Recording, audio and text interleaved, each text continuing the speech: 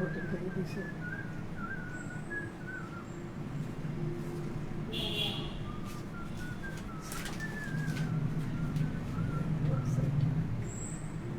আমার সাপ্লিমেন্টারি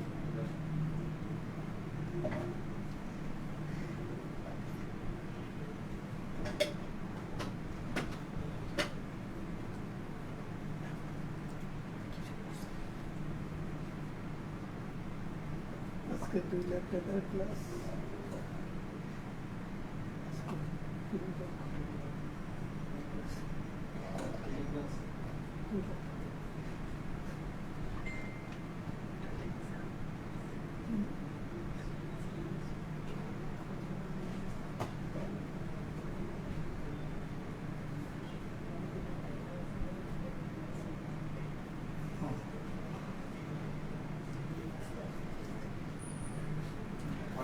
একটু মেকআপ করে কালো দেখেন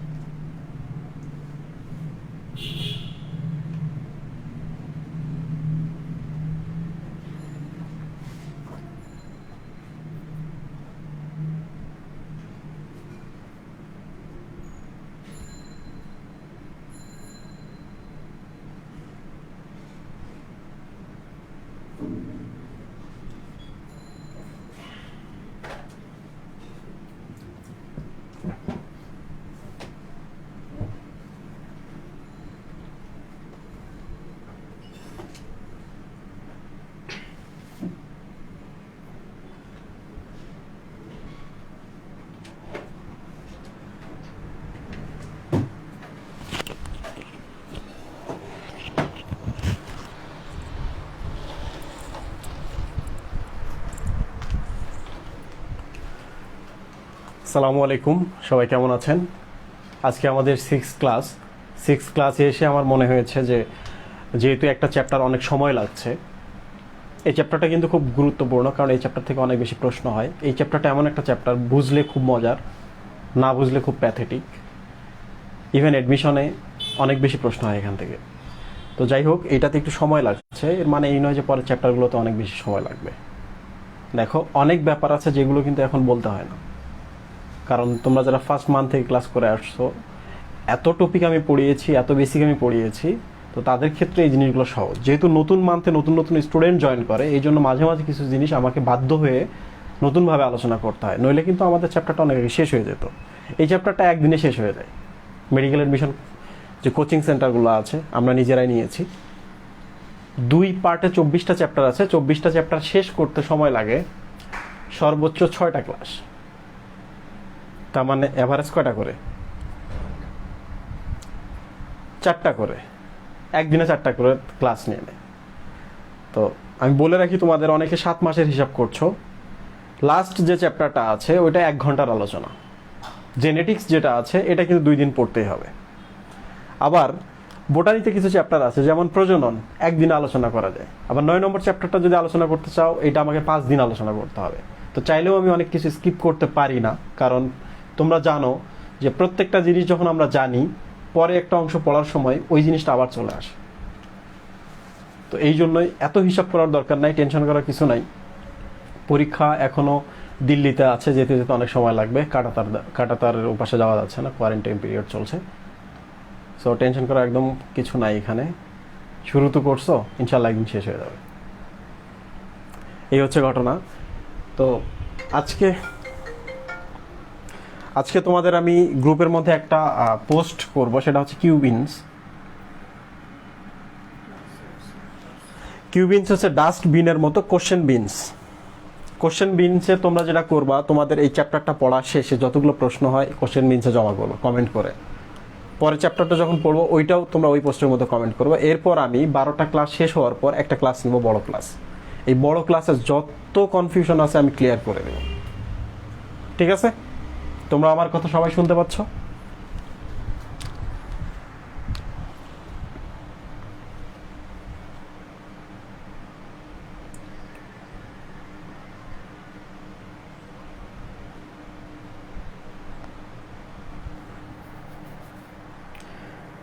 ভাই সব সমস্যা করতেছে কলেজে। কলেজে কি করতেছে এখানে আসলেই আমার কিছু করার নাই। তোমরা যখন বড় বড় নেতা কর্মী হয়ে যাবা, তোমরা যখন খুব বড় বড় পদে চলে যাবা, তখন তোমরা সংস্কার করবা। যতদিন পর্যন্ত তোমরা ক্ষমতার শীর্ষে উঠছো না, যতদিন পর্যন্ত তোমরা ওই দায়িত্বটা পাচ্ছ না, ততদিন কিচ্ছু করার নাই। আমরাও সাফার করে আসছি, তোমরাও সাফার করে আসছো যাবা। আর তোমরা তো জানোই কলেজে যেটা হয়, আমি নিজে একজন স্টুডেন্ট ছিলাম, সো আমি জানি স্টুডেন্টরা কেন কোচিংয়ে, কেন একাডেমিতে, কেন টিউশন নেয়। এর একটা মাত্র কারণ, সেটা হচ্ছে কলেজে একটা নির্ধারিত সময়ের মধ্যে টিচারদের শেষ করতে হয়। নির্ধারিত সময়ের মধ্যে শেষ করতে হয় বলে বাধ্য হয়ে তাদেরকে কিন্তু স্কিপ করে যেতে হয়। আমরা সপ্তাহে 1.5 ঘন্টা করে যদি 3টা ক্লাসও পাই, তুমি দেখবা 1.5 ঘন্টা করে কিন্তু 3টা ক্লাস তোমাদের টিচাররা পায় না, চাইলেও সব কিছু আলোচনা করতে পারে না। এই হচ্ছে ঘটনা। তো কিউবিনসে তোমরা তোমাদের কনফিউশনগুলো লিখে রাখবা। মাঝে মাঝে এমন হয় তোমরা প্রশ্ন পোস্ট করছো, আমি আনসার দিচ্ছি না, এর মানে এই নয় যে এটার আমি আনসার দিব না।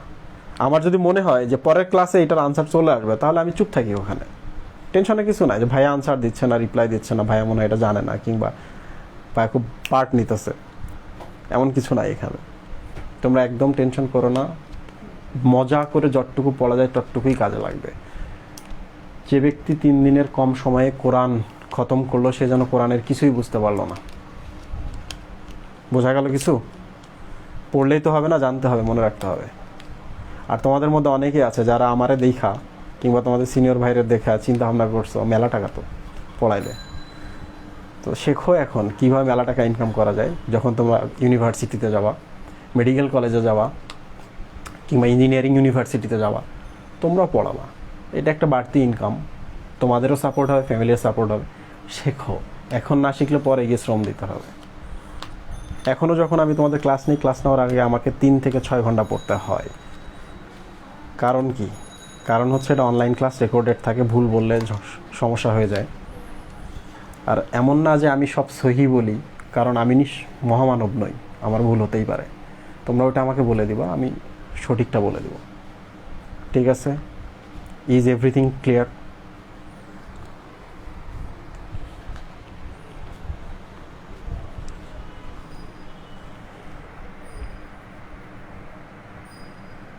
ভাই আপনার এই 4 মান্থ থেকে হিসাব করলে আপনার কতদিন লাগবে বায়োলজি ফুল শেষ করতে?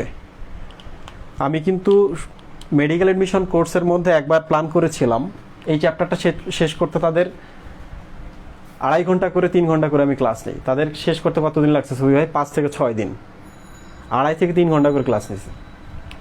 নেওয়ার পরই অনেক স্টুডেন্ট কমেন্ট করছিল এই কোর্স শেষ হবে না, মেডিকেল অ্যাডমিশন কোর্স।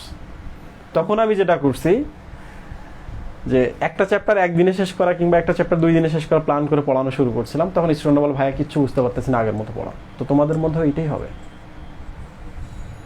ভালো কিছু শেখার জন্য সময় দিতে হয়। ঠিক বলছি মুহিব এবং মুহিবুল্লাহ? সুফি ভাই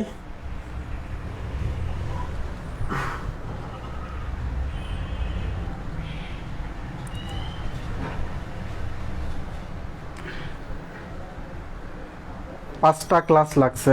রুবা বলছো তুমি আছো মেডিকেল অ্যাডমিশন কোর্সে, সো তোমরা নিশ্চয়ই 5টা ক্লাস খুব এনজয় করছিলা। এরপর যখন আমি ট্রাই করলাম যে শেষ করে দেব, তখন দেখছো কত কিছু ছেড়ে যেতে হয়।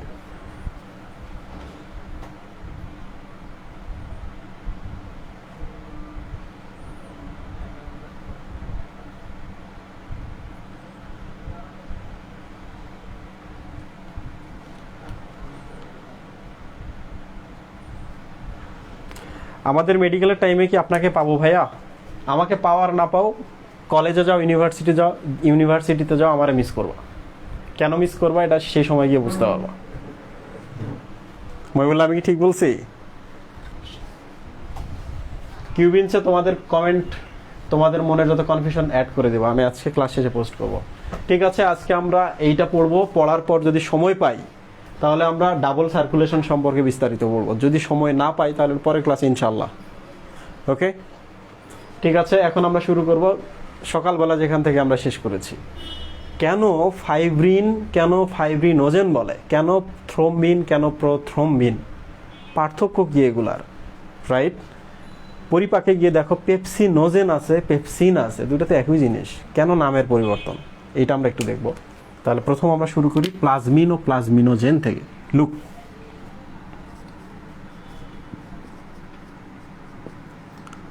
প্লাজমিনোজেন থেকেই হয় প্লাজমিন, ঠিক আছে? ভালো করে খেয়াল করো, প্লাজমিন আছে এখানে, এখানে জেন আছে। তোমরা তো জানো জেন মানে হচ্ছে যে তৈরি করে, যে তৈরি করে। তাহলে প্লাজমিনোজেনটাই আসলে প্লাজমিন তৈরি করে। কিংবা ধরা যাক যে তোমার কাছে একটা কাগজ আছে, কাগজটা তুমি খাতাও বানাইতে পারো, ফুল ফল পাখিও বানাইতে পারো। তাহলে ওই কাগজটাই ফুল ফল পাখি করলো, তো টার্গেট কি আমাদের? ওই কাগজটাকে কাজে লাগানো। তাহলে এটা হচ্ছে ইনএক্টিভ মানে হচ্ছে নিষ্ক্রিয় দশা, এ কাজ করে না। তাকে কাজ করতে হলে কি হতে হয়? এইটা থেকে এইটাতে রূপান্তর হতে হয়, রাইট? তাহলে এখানে অ্যাক্টিভ দশা কোনটা, সক্রিয় দশা কোনটা, কাজ করে কোনটা? প্লাজমিন। এখন একটু ভালো করে খেয়াল কর, দেখো প্লাজমিন যোগ জেন, তাহলে জেন মানে যে তৈরি করে, কি তৈরি করে? প্লাজমিন তৈরি করে, যে তৈরি করে প্লাজমিন। দেখো এটা থেকেই এইটা তৈরি হয়ে যায়। তো তোমাদের কি মনে হচ্ছে যে এইটা যখন তৈরি হয়ে যায় এ আর নাই, এ পাশে আছে, এমনটা না, কিন্তু এইটাই কিন্তু এইটা হয়ে যায়। একটু ভালো করে খেয়াল করো, ফিব্রিনোজেন হয়ে যায় ফিব্রিন। তাহলে এইটা হচ্ছে অ্যাক্টিভ দশা, মানে যে দশাটা আসলে কাজ করে। যতক্ষণ সে এই দশায় থাকে ইনঅ্যাক্টিভ, নিষ্ক্রিয়, রক্তে সে ভেসে থাকে। তাহলে ফিব্রিনোজেন মানে কি? এই রাসায়নিক পদার্থটাই ফিব্রিন তৈরি করে। জেন মানে হচ্ছে যে তৈরি করে, যে জেনেসিস করে। এখন বলেন তো, যদি কখনো জেন থাকে, ওটা কি নিষ্ক্রিয় না সক্রিয়? ওই জেন থাকলে ওই জিনিসটা কি তৈরি করবে? তার নামের সামনের দিকে থাকো, সে ফিব্রিন তৈরি করবে, যে প্লাজমিন তৈরি করবে। ক্লিয়ার? এবার দেখেন তো, প্রোথ্রোম্বিন, এখান থেকে থ্রোম্বিন তৈরি হয়।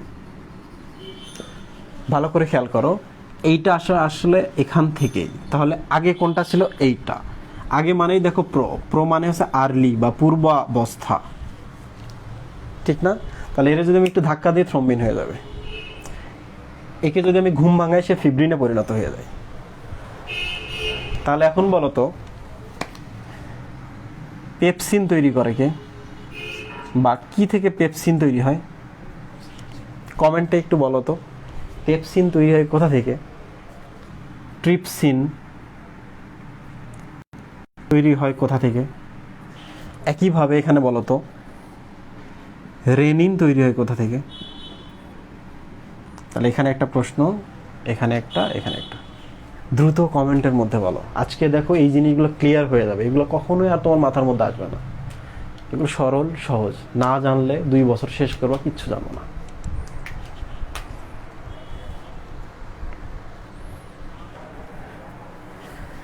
জেন শব্দটা কিন্তু জেড দিয়ে না, জি দিয়ে, GEN।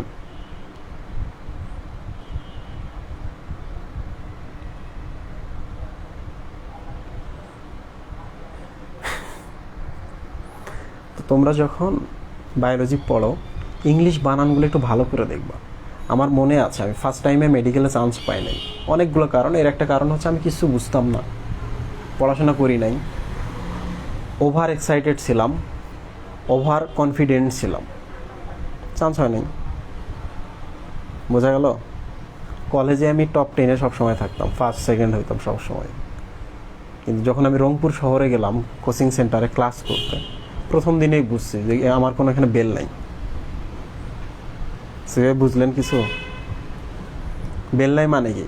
মানে হচ্ছে রংপুর শহরে যে স্টুডেন্টগুলো ছিল তারা মেডিকেল কলেজের টিচার পেয়েছে, ভাইয়া পেয়েছে, তারা এই জিনিসগুলো জানতো, আমি জানতাম না।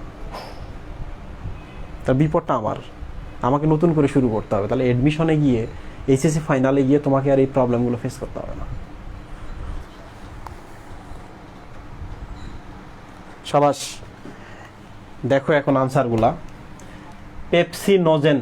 পেপসিনোজেন মানে কি? জেন মানে যে তৈরি করে, পেপসিন, দেখো পেপসিন তৈরি হয়ে গেছে। ট্রিপসিনোজেন মানে এইটাই তৈরি করে ট্রিপসিন। ক্লিয়ার মহিবুল্লাহ? এখানে দেখো প্রোথ্রম্বিনটাই থ্রম্বিনে পরিণত হয়, তাহলে রেনিনটা রেনিনে পরিণত হবে। শেষ।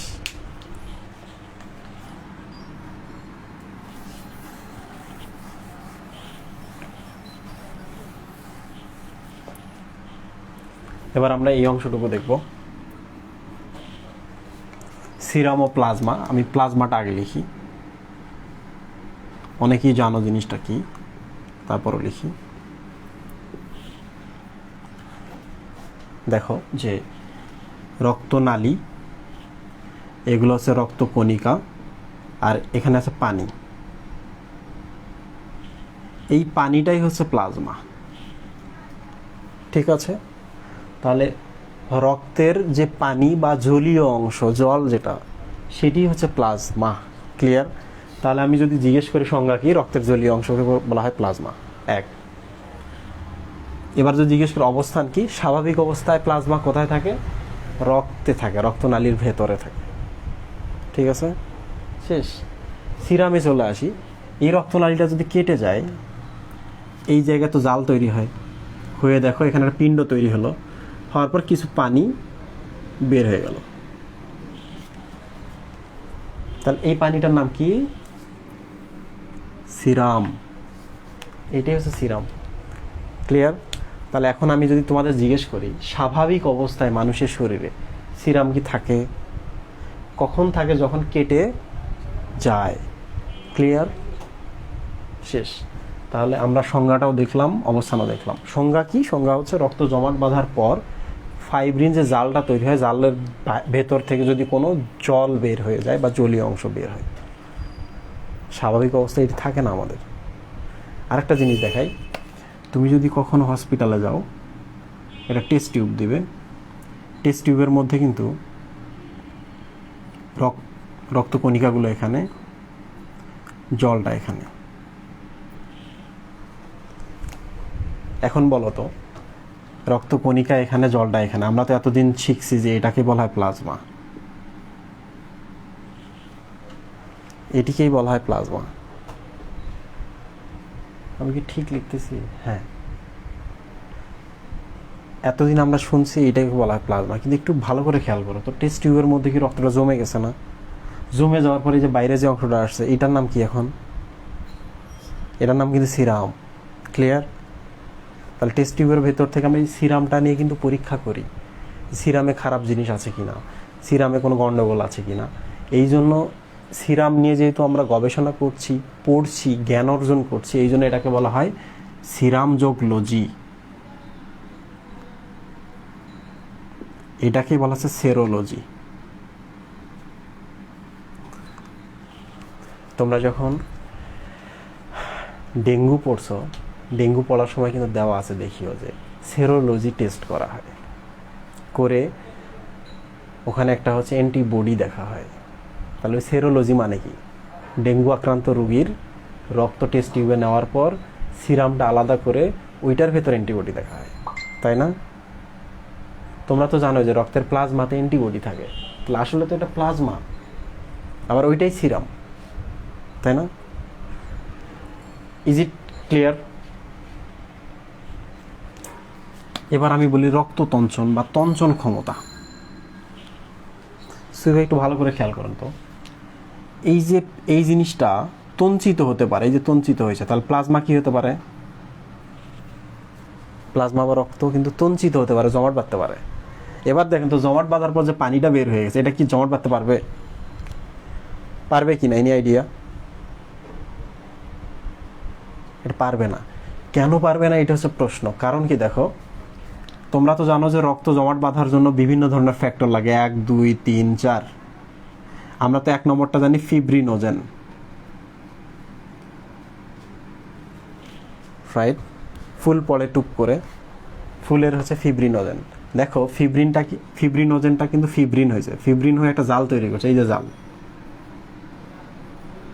তো জালটা তৈরি করলো, সে কিন্তু আর নিচে বাইর হইলো না, নিচে শুধু পানিটা বের হয়ে আসলো। তাহলে এগুলোর মধ্যে কি আমরা ফিব্রিনোজেন পাবো? যেগুলো পাইতাম ওটা তার জাল তৈরি করে ওদিকেই আছে।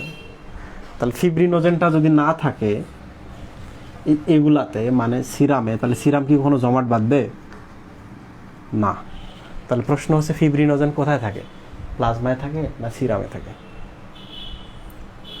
প্লাজমায় থাকে, সিরামে থাকে না। কারণ সে অলরেডি নিজে জাল তৈরি হয়েছে, হওয়ার পর পানিটা বাইর করে দিয়েছে।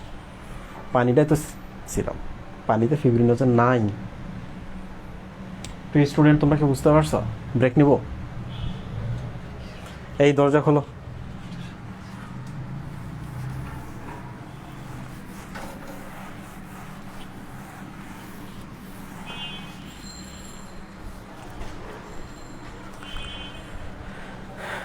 স্যার ক্লিয়ার না, বুঝি নাই। সিরামের ব্যাপারটা আরেকবার। প্লাজমাকে সিরাম বলা যাবে না? প্লাজমাকে সিরাম বলা যাবে না। তবে রক্ত জমাট বাঁধার পর যেটা আমরা পাই ওটা কিন্তু প্লাজমার কাছাকাছি, ওই পানিটাও কিন্তু প্লাজমার কাছাকাছি। কিন্তু একটু খেয়াল করে দেখো তো, প্লাজমাতে কিন্তু ফিব্রিনোজেন ছিল রক্তনালীর ভেতরে। যে পানিটা আমরা পরে পেলাম সেখানে তো ফিব্রিনোজেনটা নাই, ও তো জাল, নিচে জালে পরিণত হয়ে গেছে, নিচে তো নামে নাই। তাহলে এই তরলে কি নাই? ফিব্রিনোজেন নাই। তাহলে এই তরলটা কি প্লাজমা বলতে পারবো আমরা? প্লাজমার যে শর্ত আছে তার মধ্যে একটা প্লাজমায় ফিব্রিনোজেন থাকবে, সিরামে তো সেটা নাই।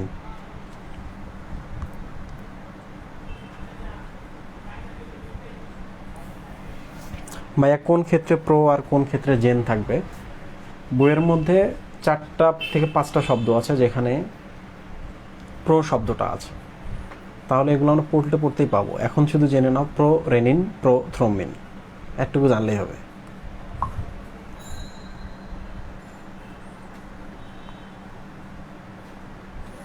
স্যার আমার কাছে তো ক্লাস আসতেছে না, কোনো এক স্টুডেন্ট ভর্তি হয়েছে, সে ক্লাস পাচ্ছে না।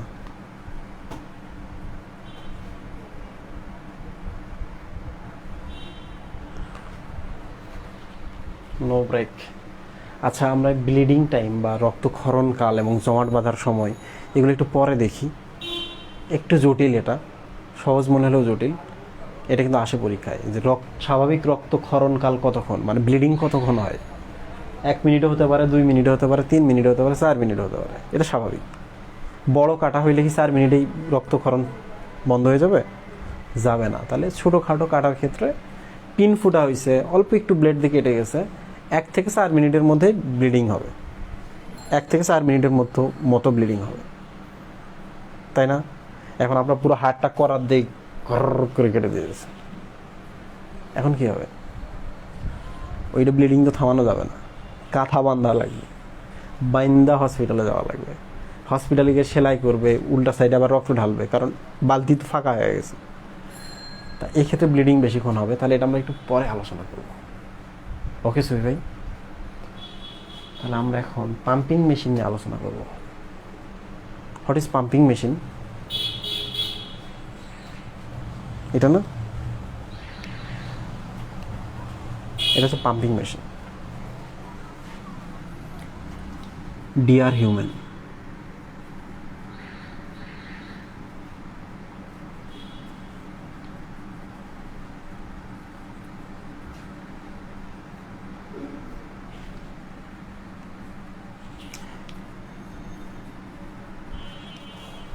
স্টুডেন্ট, আজকে তোমাদের এমন কিছু আমি বেসিক পড়াবো, তোমাদের মনে হবে তোমাদের whole life was a lie. Look, এটি হচ্ছে আমাদের গলা থেকে কোমর, ঠিক আছে? নাড়ি ভিড়িগুলো এদিকে থাকে, হৃৎপিণ্ড এবং ফুসফুস এদিকে থাকে, তাহলে আমরা এই দুটোকে আলাদা করে দেবো। তাহলে এটার নাম কি, কি নাম এটার? মধ্যস্থতা, মাঝখানে যদি ছেদ করছে, তাহলে এটির নাম হচ্ছে মধ্যস্থতা বা ডায়াফ্রাম।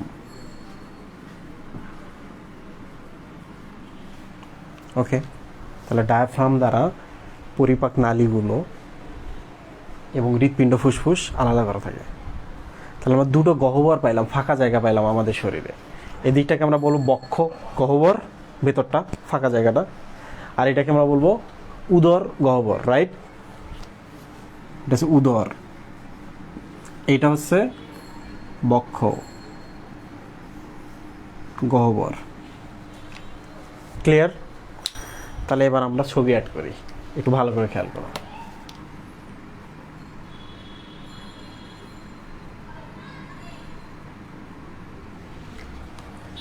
এটি হচ্ছে আমাদের হৃৎপিণ্ড। ছবিটা কেন আমি এমন এঁকেছি একটু পরে বলছি।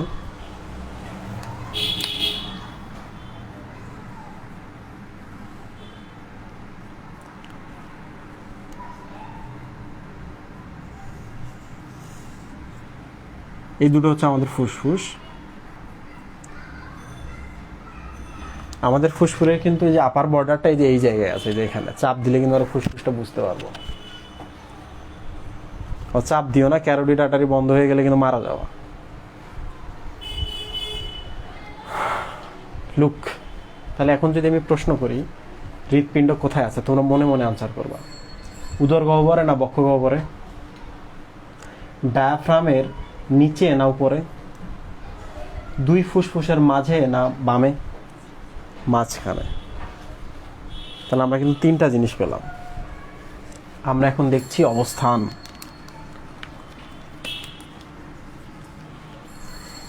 তাহলে এই প্রশ্নটা আসে, হৃৎপিণ্ডের অবস্থান সম্পর্কে কোনটি সঠিক নয়? এটি থাকে বক্ষ গহ্বরে, দুই ফুসফুসের মাঝখানে, ডায়াফ্রামের উপরে। ক্লিয়ার? আপাতত শেষ।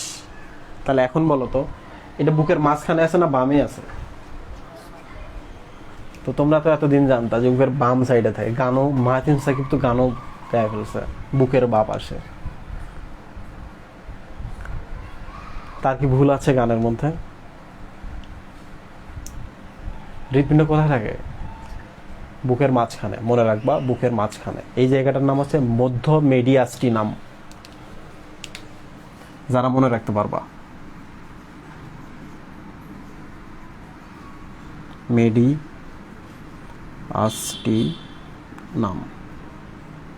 হৃৎপিণ্ড কোথায় থাকে? বক্ষ গহ্বরের মধ্য মেডিয়াস্টিনামে থাকে। ঠিক আছে প্রিয় স্টুডেন্ট, তোমরা কি সবাই অনলাইনে আছো?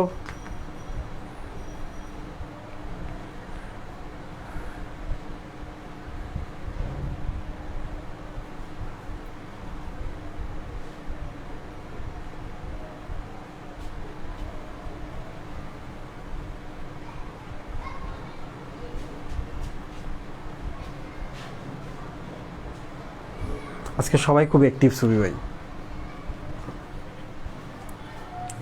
আজকে পরপর দুইটা ক্লাস করতেছো, যারা দুইটা ক্লাস করছো তারা লিজেন্ড। তাহলে আমরা অবস্থান পেলাম, তাহলে অবস্থানটা আমরা মুছে দেই। ঠিক আছে, এবার আমরা দেখব বর্ণ। সুবি ভাই, হৃৎপিণ্ডের ভেতরে কি থাকে? রক্ত থাকে। রক্তের বর্ণ কি? লাল বা গোলাপি, রাইট? তাহলে হৃৎপিণ্ডের বর্ণ কি হবে? লালচে বা গোলাপি, রাইট? এবার দেখব আমরা আকার আকৃতি দেখব। হৃৎপিণ্ডটা কত কোণ আকার? ত্রিকোণ আকার। তোমাদের একটা আইসক্রিম আছে এরকম, তোমরা খাওয়া আনন্দ কইরা। আইসক্রিমটার নাম কি? কোন আইসক্রিম। কোন মানে কি? কোন মানে হচ্ছে মোচা। হৃৎপিণ্ডটা কি কোণের মতো লাগছে না? কোণের বাংলা কি? মোচা। তাহলে হৃৎপিণ্ডটা হচ্ছে কোন আকৃতি বা মোচাকৃতি। আকৃতি কিন্তু আমরা পেয়ে গেলাম, ত্রিকোণাকার, কোন আকৃতি বা মোচাকৃতি, লালচে বা গোলাপি। শেষ। তোমাদের মধ্যে লেখা আছে, দেখবা যে দৈর্ঘ্য হচ্ছে 12 সেন্টিমিটার, প্রস্থ হচ্ছে 8 সেন্টিমিটার। এটা পড়ে নেবা, এটা আমি পড়াবো না।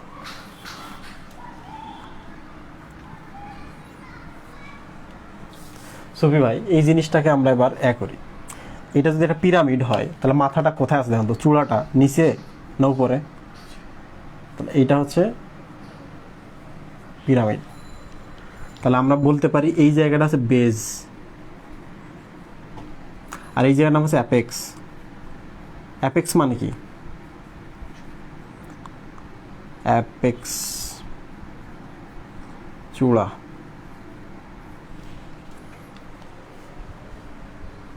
অ্যাপেক্স।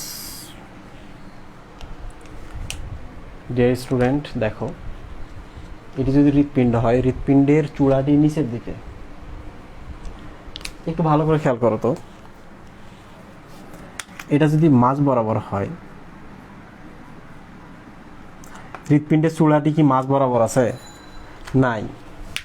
তাহলে এটা যদি চূড়া হয়, এটা আমরা উল্টাইছি, উল্টায় রেখে দিছি, দিয়ে একটু আমরা বাম সাইডে দিছি। এই যে মাথাটা, এই মাথাটা নিচের দিকে একটু বাম সাইডে বাঁকানো, রাইট? এরপর আমি কিন্তু মাহাতিম সাকিবের গানের ব্যাখ্যা দেব। বেসটা হচ্ছে উপরে, অ্যাপেক্সটা হচ্ছে নিচে, একটু বাম দিকে বাঁকানো, ঠিক আছে? আমরা যদি কোনো হার্টবিট পাই, বুকে আমরা হাত দিই না, হার্টবিট পাই, মাঝখানে পাই না, কারণ স্টারনাম আছে। স্টারনাম মানে হচ্ছে একটা হাড্ডি, হাড্ডির পেছনের হাড্ডির জন্য পাওয়া যায় না। তাহলে মাঝখানে থেকে করছে কি, একটু মাথাটা বামের দিকে এসে সামনের দিকে আসছে। কিছু বুঝলেন? এই যে এরকম লুক, এরকম না, সে একটু বামের দিকে গিয়ে সামনের দিকে দিছে মাথাটা। তার মানে এখানে ছিল, ধীরে ধীরে একটু বামে আসছে, এসে একটু সামনের দিকে আসছে, এই জায়গায়। তো আমাদের তো পাঁজরগুলো আছে, রাইট? পঞ্চম যে পাঁজরের ফাঁকাটা আছে, আমরা ওখানে যদি হাত দিই তাহলে আমরা কিন্তু বিটটা পাবো। পাস নাই? গায়ে যদি এত চর্বি থাকে, বিট কেমনে পাবি? মেডিকেল কলেজে আমরা যখন পড়ি তখন স্যার বলে কি করলে আমরা অ্যাপেক্স বিট পাই না, অ্যাপেক্স বিটটা আমরা পাই না, কি হলে? তার মধ্যে একটা কারণ হচ্ছে লোকটা যদি চর্বিওয়ালা হয়। তুমি বিট পাচ্ছ না, তোমার এই পিণ্ড মনে বিট দিচ্ছে না, দিছে, শেষ। এখন দেখো তো, এইটা যদি একটা খাঁচা হয়, মাথাটা দেখো সোজা নিচের দিকে না, একটু সামনের দিকে বাঁকানো, তার মানে খাঁচাটার গায়ে এসে ধাক্কা দিচ্ছে, ঠিক না? এই জন্যই কিন্তু আমরা বিটটা এখানে পাচ্ছি। ও যদি এইরকম না হয়ে যদি এইরকম হতো, তাহলে আমরা কিন্তু বিটটা পাইতাম না। তার মানে সে এইরকম হয়ে একটু বাম সাইডে গিয়ে, আমি যদি এইভাবে দাঁড়ায় থাকি, গিয়ে সে দেয়ালের সাথে লাগছে, আমাদের বুকের খাঁচার সাথে, তাহলে বিটটা এই দেয়ালে লাগতেছে, এরকম করে বিট দিচ্ছে সে। তাহলে আমরা ওই পাশ থেকে যদি স্পর্শ করে আমরা ফিল পাবো, এই যে পাচ্ছি, রাইট? তাহলে বুকের বাঁ পাশে বিট পাওয়া যায়, বাট হৃৎপিণ্ড কিন্তু এখানে থাকে, বুকের মাঝখানে। কি জানি একটা গান ছিল না, আমার বুকের মধ্যিখানে, মন যেখানে হৃদয় সেখানে। তাহলে মাহাতিম সাকিবের গানে কিছু গন্ডগোল আছে, বায়োলজিক্যাল গন্ডগোল, বাট এই গানটা কিন্তু সঠিক, সহি, বায়োলজিক্যাল। শেষ। আরও বেসিক কিছু কথাবার্তা বলা আছে, যেটা পেশি নির্মিত, কারণ সংকোচন প্রসারণ করে। আমরা যেহেতু নিজেরা এটাকে নাড়াচাড়া করতে পারছি না, তাহলে এটা অনিশ্চিক পেশি। যেহেতু হৃৎপিণ্ডের পেশির একটা স্পেশাল জিনিস আছে, ইন্টারক্যালেটেড ডিস্ক আছে, ওইটা আমরা পরে চ্যাপ্টারে পাবো। তো এইটার নাম হচ্ছে হৃৎপেশি। কাজের দিক থেকে অনিশ্চিক পেশি, মানে ইচ্ছা মতো আমরা এটা সংকোচন প্রসারণ করতে পারি না। এই যে এগুলো ঐচ্ছিক পেশি, এই যে সংকোচন প্রসারণ করতে পারছি, ঠিক আছে? সারা জীবনে এটা 2600 মিলিয়ন বার স্পন্দিত হয়, বিট দেয় অ্যাভারেজ মানুষ, 60 ইয়ার্সের একটা মানুষের ক্ষেত্রে। তাহলে ফার্স্ট বিট কবে দেয় সুফি ভাই? আপনার তো জানার কথা, আপনি জানেন কবে? সরি, একটা বাচ্চা 42তম দিনে গিয়ে প্রথম বিটটা দেয়, রাইট? 6 সপ্তাহে গিয়ে হার্টবিট দেয়। আবার ফুসফুসের কিন্তু সংকোচন প্রসারণ হতে কিন্তু দেরি আছে, 24 সপ্তাহের দিকে। তার মানে বিট দিলেই সে মানুষ না, যখন ফুসফুস নড়াচড়া করবে তখন সে মানুষ। এই জন্য 24 সপ্তাহের আগে যদি অ্যাবর্শন হয়, ওটা মার্ডার না, কিন্তু 24 সপ্তাহে গিয়ে যদি আপনি অ্যাবর্শন করেন, ওটা মার্ডার। বোঝা গেল? তাহলে আমরা মনুষ্য ভ্রূণ বলবো কখন, এটাকে মানুষ বলবো কখন? পেটের বাচ্চাকে, যখন হৃৎপিণ্ড নয়, ফুসফুস সংকোচন প্রসারণ হওয়া শুরু হবে। কত সপ্তাহের দিকে কর্মকাণ্ড শুরু হয় 23 সপ্তাহে, বাট বীজ সংকোচন প্রসারণ শুরু হয় কিন্তু 24 সপ্তাহে। তো যাই হোক, এই হচ্ছে ঘটনা। 2600 মিলিয়ন বার স্পন্দিত হয়, 155 মিলিয়ন টন রক্ত সে পাম্পিং করে, 1.5 লক্ষ টন, সরি 155 মিলিয়ন লিটার বা 1.5 লক্ষ টন সে রক্ত পাম্প করে। ঠিক আছে, শেষ। 6 সপ্তাহে শুরু, যেদিন এটা বন্ধ হয়ে যাবে সেদিন থেকে ভবলীলা সাঙ্গ। এই পর্যন্ত পড়া বেসিক শেষ। আমি কি ব্রেক নেব?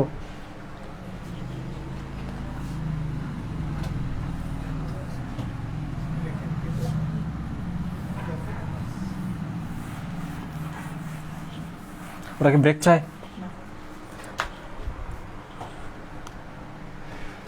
সারফেক্টেন্ট ক্ষরণ শুরু হয় 23 সপ্তাহে, স্বাধীন অস্তিত্বের বা মানুষ হিসাবে ধরা হয় 24 সপ্তাহে গিয়ে।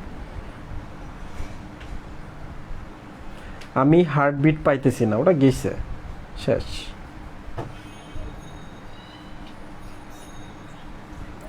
ভাইয়া, তাহলে মা বোনদের বিট নেওয়ার সময় পিঠে স্টেথোস্কোপ দিয়ে কিভাবে পাওয়া যায়? পিঠেও পাওয়া যায় তো এটা, বাট পিঠে কিন্তু বেজাল ক্রিপিটেশন বলে একটা জিনিস আছে।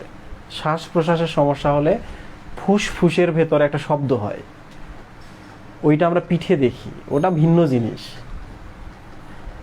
এখানেও আমরা বেল লাগাই দিই, এটা ভিন্ন জিনিস।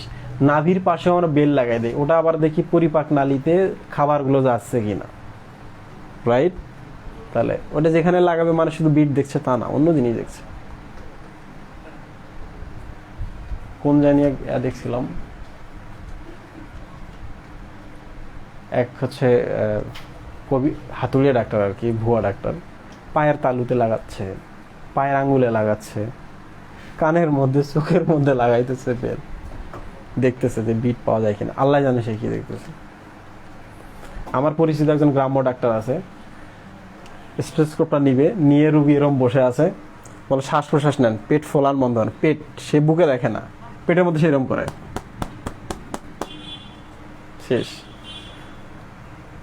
কিছু বুঝলেন? আমিও বুঝি নাই, ছোট থেকে বড় হয়েছি, বুঝি নাই। তাহলে দেখো আমরা শেষ দিকে চলে আসছি। সবাই আছো আমার সাথে? তোমাদের কোনো প্রবলেম থাকলে কমেন্ট করলে করো, আমরা একটু গল্প করি 2-3 মিনিট।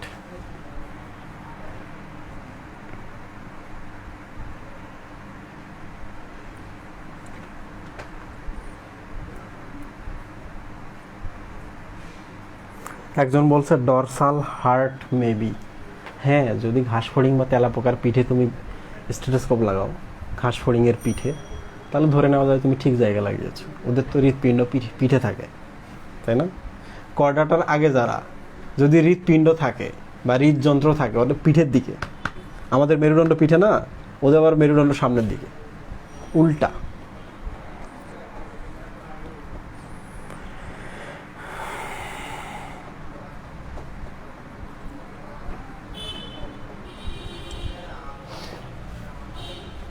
অনেকটা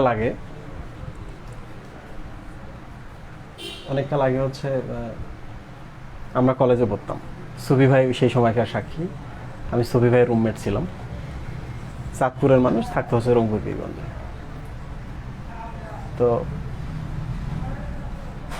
কলেজে গিয়ে যেটা হতো যে চারজন বায়োলজি টিচার ছিল।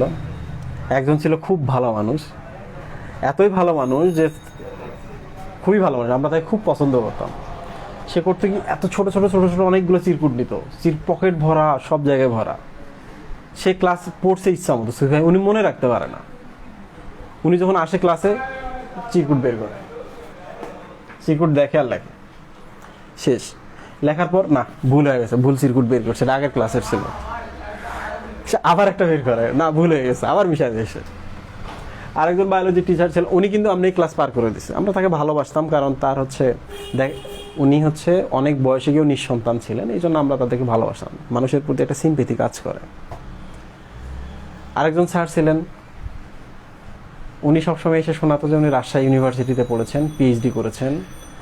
ক্লাসের মধ্যে উনি ওনার লাইফে কে ওনাকে কি কমেন্ট করছে এগুলো উনি খুব ঝগড়া করতেন। বলতে বলতে গলা দেওয়ার কোনো শব্দ বের হতো না, শুধু বাতাস বের হতো। চেনেন স্যারকে? চেনেন না? তো উনি ওইভাবে ক্লাস পার করে দিতেন। উনি পিএইচডি গল্প শোনাইতেন আর মানুষের সাথে পাঙ্গা নিতেন। আরেকজন স্যার ছিলেন, একদিন আমার ক্লাসের মধ্যে আমরা পরিচিত কয়েকজনের মধ্যে আমি একজন ছিলাম। তো উনি আমার বড় ভাইয়ের ফ্রেন্ডের মতো আর কি। তো ওনার সাথে পরিচয় হয়েছে। আমার বড় ভাই বলছে যে রাজীবের যদি কোনো প্রবলেম হয় একটু দেখিয়েন। তো ক্লাস শেষ করে আমি তো একটু ভাব নিতেছি, কারণ ক্লাসে ভালো পারফরমেন্স দেখাই। আলাদা একটা ভাব ছিল আমার। গ্রাম থেকে চলে আসছি, এসএসসিতে A+ পাইছি, এগুলো কিন্তু তখন মানে খুব অল্প ছিল। তো ক্লাসে আসছি, আসার পর স্যারকে জিজ্ঞেস করলাম, স্যার গ্যামেট বুঝি না। গ্যামেট বুঝি না স্যার। বলছে তুমি এক কাজ করো, বাসায় চলে আসো। তো আমি আর আমার ফ্রেন্ড এখন ডিএমসিতে পড়ে। তো আমি আর আমার ফ্রেন্ড চলে গেছি এতে স্যারের বাসায় গেলাম। স্যার, এটা আমার খুব পুরাতন গল্প। স্যার আমাদের বললো পেঁয়াজ কাটো, মুড়ি কাটো, সরিষার তেল কিনে নিয়ে এসো। টাকা দিলে সরিষার তেল কিনে নিয়ে আসলাম, পেঁয়াজ, তারপর চানাচুর, সরিষার তেল সব মাখলাম। মাখার পর চলো খাই আরাম করে। উনি অনেক গল্প বললো না কলেজ লাইফের। শেষে বলতেছে গ্যামেট আরেকদিন আলোচনা করা যাবে, আজকে আসো। উনি এইভাবে ক্লাস পার করতো, ওনাকে আমরা খুব বেশি পাইনি। আরেকজন ছিলেন খুব সুন্দর একজন ম্যাম। আমরা অপেক্ষায় ছিলাম কবে উনি আমাদের মানব জীবনের ধারাবাহিকতা চ্যাপ্টার শুরু করবে, কারণ ওইটা ওনার ভাগে। ট্রাস্ট মি, আমরা পুরো 1.5 বছর ওয়েট করেছিলাম কবে উনি এই ক্লাসটা শুরু করবে। শুধু উনি আসলে আমরা ক্লাসে যাইতাম।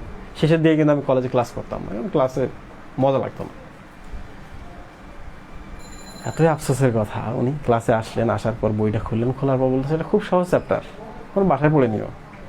পরে চ্যাপ্টারে চলে গেল। 1.5টা বছর আমাদের যে অপেক্ষা, 1.5টা বছর আমাদের যে তীর্থের কাকের মতো একটা দশা, এক নিমিষে পানি ঢেলে দিল। উনি দাঁড়াইতেন, সবাইরে বলতেন বক্কর দাঁড়াও, ফার্স্ট প্যারাটা পড়ো, রিডিং শেষ। হারুন দাঁড়াও, সেকেন্ড প্যারাটা পড়ো। রাজীব দাঁড়াও, থার্ড প্যারাটা পড়ো। বাহ, ভেরি গুড, আজকে ক্লাস শেষ। কলেজের দশা ছিল আমাদের এরকম। তো ব্যাপারটা এমন না যে সব টিচারই এরকম। তো যারা ভালো টিচার পাও, অবশ্যই তাদের জন্য এটা লাগ। কলেজে গিয়ে যারা ভালো টিচার পাও, তোমাদের বলে রাখি যে তোমরা কোর্স নিয়ে খুব টেনশন করছো, পরীক্ষা নিয়ে টেনশন করছো। টেনশনের একদম কিছু নাই। তোমাদের কথাটাও তো গভর্নমেন্টের মাথায় আছে, মন্ত্রণালয়ের মাথায় আছে, যে তোমরাও ক্লাস করতে পারো নাই। তাহলে জোর করে যদি কলেজে কোনো টেস্ট পরীক্ষা হয়, প্রি টেস্ট পরীক্ষা হয়, হ্যাঁ তোমাকে এই প্রবলেমটা ফেস করতে হবে। তুমি কমপ্লিট করতে পারো না, কলেজ ক্লাস করতে পারো না, টেস্ট পরীক্ষা নিচ্ছে, রাইট? খারাপ হবেই, খুব স্বাভাবিক, তোমার মতো সবারই হবে। আর কিছু কিছু সৌভাগ্যবান আছে যারা অনলাইনে ক্লাস করছো, তাদের একটু লাভ হবে যে এই চ্যাপ্টারটা কমন পড়ছে। 4টা বা 10টা চ্যাপ্টার আছে, একটা চ্যাপ্টার কমন পড়ছে, রাজীব ভাইয়ের কাছে পড়ছে না, এই চ্যাপ্টার একটু ভালো করি। তো বলে রাখি, যখন তোমরা এইচএসসি পরীক্ষা দিবা, ততদিনে দেখবা তোমাদের কোর্স কমপ্লিট হয়ে গেছে, কয়েকবার রিভিশন দিয়ে ফেলছো, টেনশনের আর কিছু থাকবে না। তোমরা কি সবাই আছে অনলাইনে? তোমার কি ঘুম ধরতেছে? আমরা কি ব্রেক নিব? কিছুই নেব।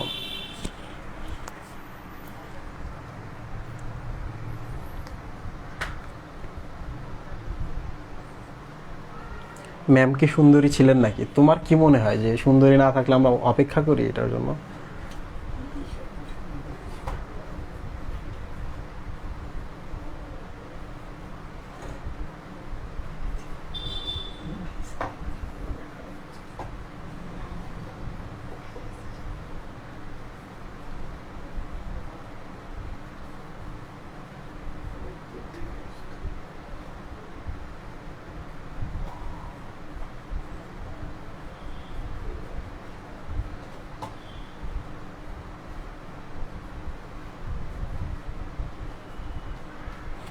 যার মোবাইল ফুটবে সে এক কাজ করো, ডিম ভাঙা উপরে দিয়ে দাও, ডিম পোচ হয়ে যাবে। ব্রেক হচ্ছে না, আমরা এটা শেষ করি। এখন আমরা পুরো হৃৎপিণ্ডের আবরণ, খুব সহজ জিনিস, তাড়াতাড়ি হবে। আমরা এতক্ষণ এই হৃৎপিণ্ড পড়লাম। হৃৎপিণ্ডটা আসলে দেখতে এরকম কিছুটা, জাস্ট এইরকম ত্রিকোণাকার, মোচার মতো।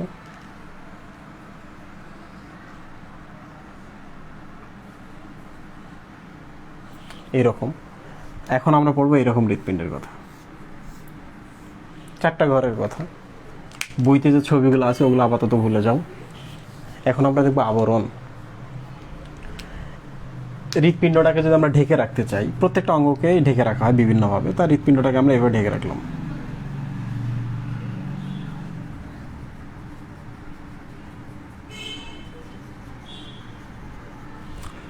এটা যদি হৃৎপিণ্ড হয়, খেয়াল করে দেখো, এটা হচ্ছে প্রান্ত বা পেরিফেরি, প্রান্তীয় দিক, রাইট? তাহলে ওখান থেকে আসে পেরি। যেহেতু হৃৎপিণ্ড মানে হচ্ছে কার্ডিয়াক বা কার্ডিয়াম, তাহলে পেরিকার্ডিয়াম। প্রশ্ন যদি কখনো করা হয় হৃৎপিণ্ডের আবরণের নাম কি, পেরিকার্ডিয়াম। ঠিক আছে? পেরিকার্ডিয়ামের কিন্তু 2টা লেয়ার।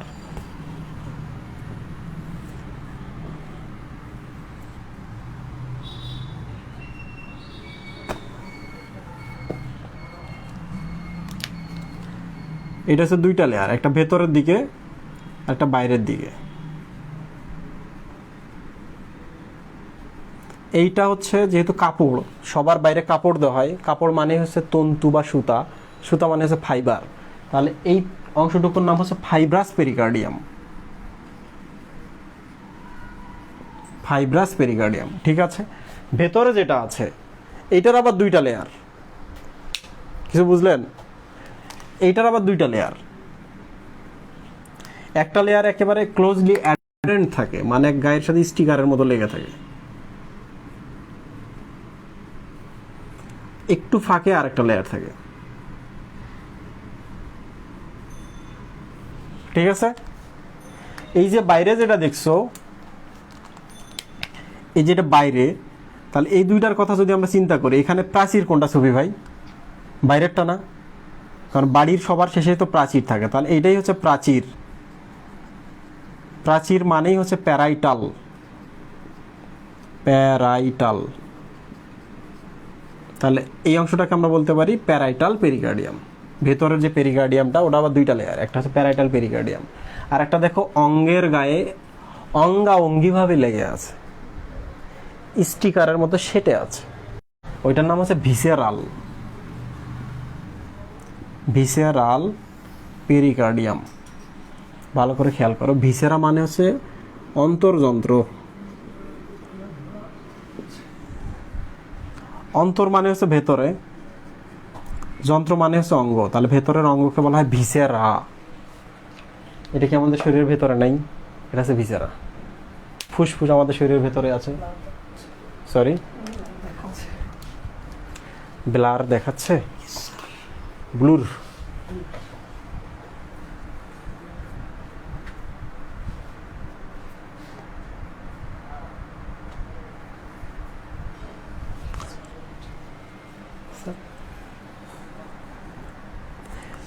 আচ্ছা, আমি ওয়েট করছি।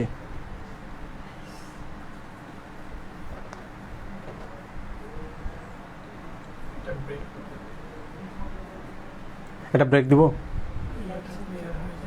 ক্লিয়ার হয়ে গেছে?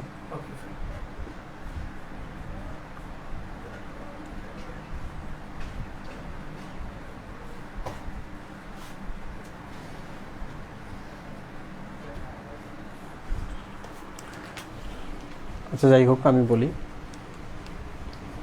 ভিসেরা মানে হচ্ছে অঙ্গ, শরীরের ভেতরের অঙ্গ। এটাও একটা শরীরের ভেতরের অঙ্গ। এর গায়ের সাথে যে লেয়ারটা লেগে আছে, মানে আমাদের শরীরের ভেতরে আমরা স্যান্ডো গেঞ্জি পরি, একবার ত্বকের সাথে লেগে থাকে, ওইটা হচ্ছে ভিসেরাল স্যান্ডো গেঞ্জি। টি শার্টটা পরে আছি, তাহলে ওইটার উপরে, তাহলে এটার নাম হচ্ছে ওয়াল বা প্যারাইটাল। ক্লিয়ার? এরপর যদি আমরা জ্যাকেট পরি, তাহলে ওইটার নামই হচ্ছে ফাইব্রাস পেরিকার্ডিয়াম। ক্লিয়ার? তাহলে অনেকগুলো লেয়ার। আশা করি সবাই বুঝতে পেরেছেন। একটু ভালো করে খেয়াল করো, এইটার মাঝখানে কি ফাঁকা আছে না? এই ফাঁকাটার মাঝখানে আমরা কি লাগবো? একটু তরল লাগবো, তরল। কেন তরলটা আমরা রাখলাম? তরলটা কেন রাখলাম?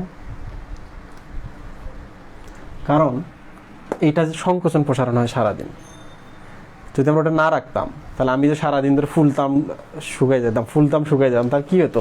আমার শরীরটা ক্ষয় যেত এইটাতে লেগে, কিংবা এইটা ক্ষয় যেত আমার শরীরে লেগে, রাইট? তাহলে মাঝখানে যদি আমি পানি রাখি তাহলে সুবিধা হচ্ছে একটু তেল বা গ্রিজ রেখে দিই, তাহলে সুবিধা হচ্ছে এটাও নষ্ট হচ্ছে না, শরীরের ত্বকও নষ্ট হচ্ছে না, রাইট? তাহলে ঘর্ষণ, চাপ এগুলা থেকে রক্ষা করছে হৃৎপিণ্ডকে। তাহলে এই তরল বা ফ্লুইডের নামই কিন্তু পেরিকার্ডিয়াল ফ্লুইড। তাহলে প্রশ্ন হতে পারে পেরিকার্ডিয়াল ফ্লুইড কোথায় থাকে? ফাইব্রাস এবং প্যারাইটালের মাঝখানে, প্যারাইটাল ও ভিসারালের মাঝখানে কিনা? খুব ইম্পর্টেন্ট, এটা খুব ইম্পর্টেন্ট, খুব ইম্পর্টেন্ট, মনে হলো।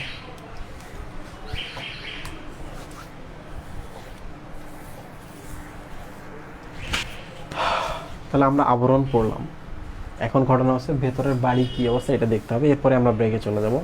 আমি এটার জন্য 5 মিনিট সময় নেব, 5 মিনিটের মধ্যে আমরা এটা ক্লিয়ার করব। আরও সহজ জিনিস, ভিসেরাল ভিতরে, এই যে ভেতরেরটা, তার প্যারাইটালটা বাইরে, পথে প্যারাইটাল পথে প্রাচীর, প্রাচীর মানে বাইরে থাকে।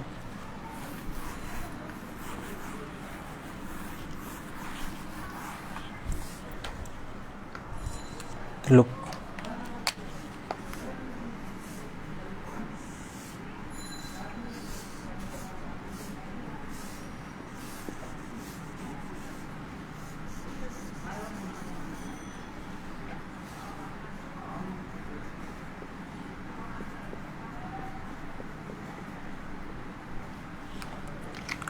এক,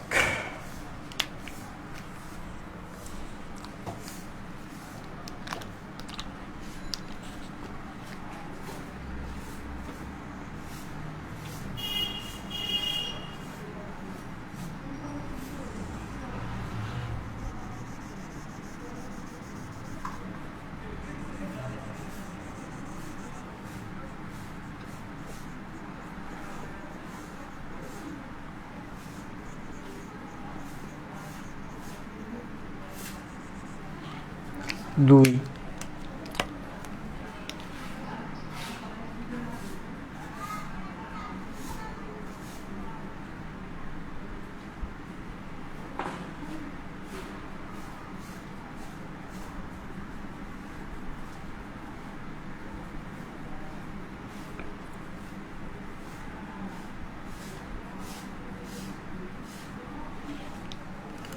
তাহলে এটা হচ্ছে একটা হৃৎপিণ্ড, ভেতরের দিকে আমরা গেলাম না। হৃৎপিণ্ডের কয়টা প্রাচীর সুফি ভাই? মনে রাখবেন সবসময় 3-এর প্রতি বায়োলজির একটা আলাদা আকর্ষণ আছে। জরায়ুর প্রাচীর কয়টা? 3টা। জরায়ুর দেহস্তর এখানকার কয়টা? 3টা। ঠিক আছে, নামগুলো একটু বলি। ভেতরে আছে, তাহলে ভেতর মানে হচ্ছে অ্যান্ডো, অ্যান্ডো মানে হচ্ছে উইদিন, উইদিন মানে হচ্ছে ভেতরে।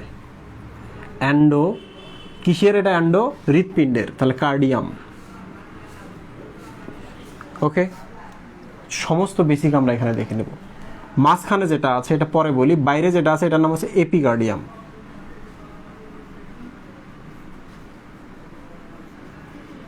এপিকার্ডিয়াম, এপি শব্দের অর্থ হচ্ছে অ্যাবোভ। একটু খেয়াল করে দেখো তো, এইটার উপরে এইটা, এইটার উপরে এটা, রাইট? অ্যাবোভ, এপি মানে হচ্ছে অ্যাবোভ মানে উপরে, তাহলে এটার নাম হচ্ছে এপিকার্ডিয়াম। মাঝখানে যেটা আছে তাহলে এটা কি হবে? মেজো মানে হচ্ছে মাঝখান, রাইট? মেজো কার্ডিয়াম। একটু ভালো করে খেয়াল করো, আমি কিন্তু এখানে একটা ভুল তথ্য লিখেছি। কেন লিখেছি একটু পরে দেখাচ্ছি। ধরা যাক তোমার গায়ের মধ্যে তুমি বিভিন্ন জিনিস ঝুলিয়ে ঝুলিয়ে রেখেছো, একটা কলম রাখছো এখানে, কিংবা এখানে হচ্ছে একটা ব্যাজ ঝুলায় রাখছো, এখানে একটা বেল্ট ঝুলায় রাখছো, তাহলে কি ভেতরে রাখতে পারি না বাইরে রাখবো? এগুলো বাইরে।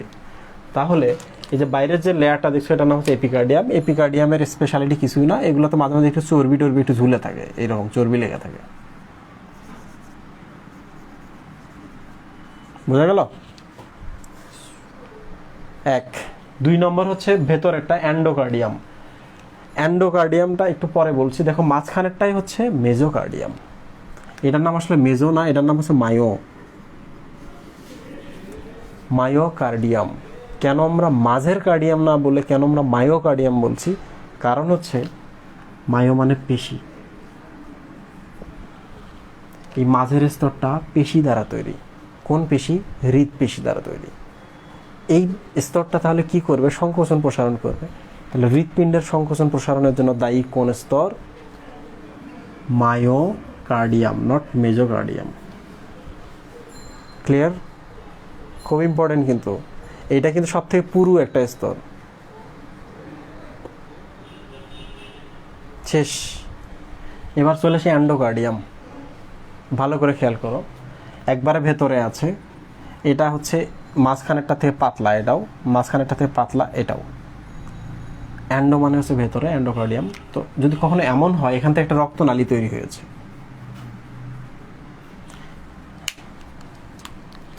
তাহলে এখান থেকে যদি একটা রক্তনালী তৈরি হয়, একটু ভালো করে খেয়াল করে দেখো, তাহলে কিন্তু এই লালটা থেকেই হচ্ছে, ঠিক কিনা? ঠিক কিনা সুই ভাই? তাহলে দেখো রক্তনালীর সাথে একটা অবিচ্ছিন্ন সংযোগ তৈরি করে সে, ঠিক আছে?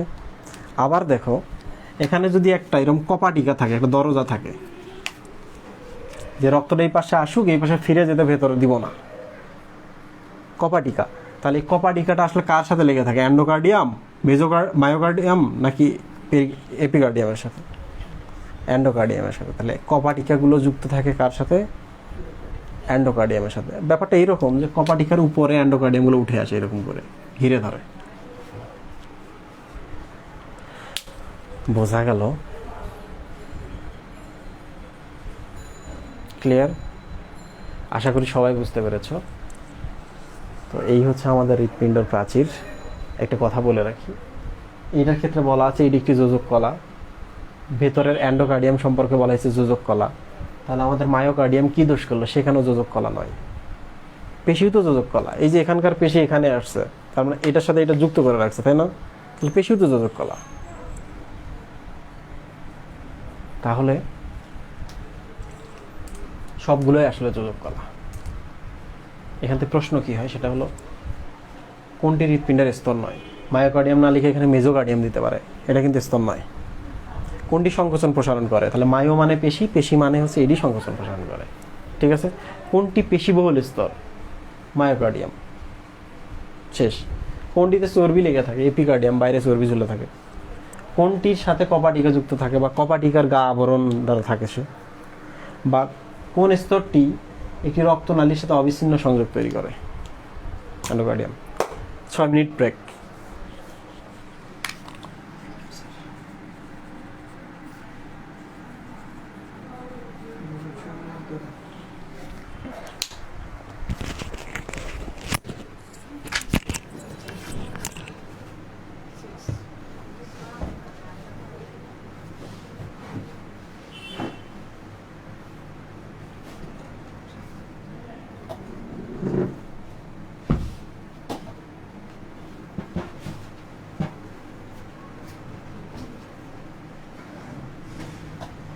শুধু এটা নিয়ে এসেছি, আর একটা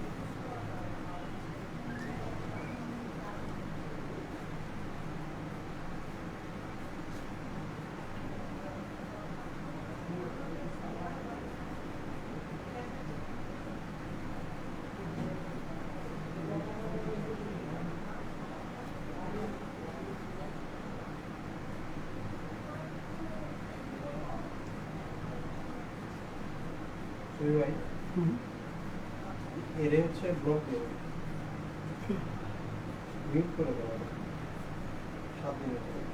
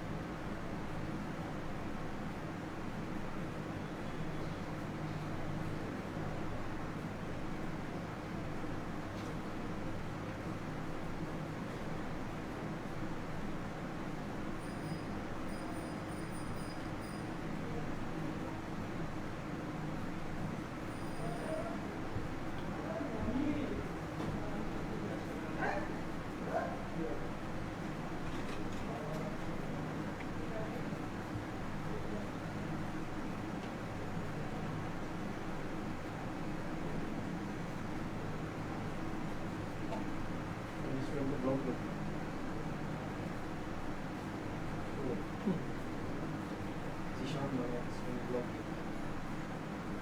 কি করছে? ছোট মহিলা আছে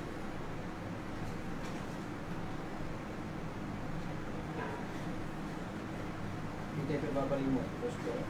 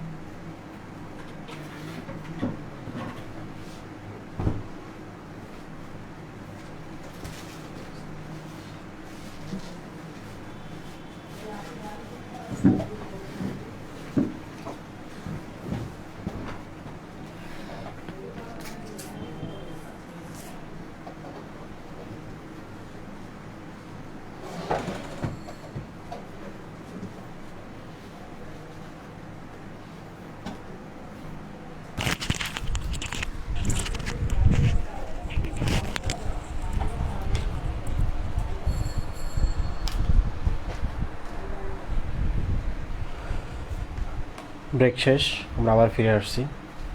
তো এই সময় একটু বলে রাখি, আমি এই মুহূর্তে যে অংশটুকু আলোচনা করব এই অংশটুকু যদি তোমরা না বোঝো তাহলে এই চ্যাপ্টারের পরের আর কোনো কিছুই বুঝতে পারবে না। আমরা 10 থেকে 15 মিনিট সময় নেব ওই জিনিসটা পড়াতে। তো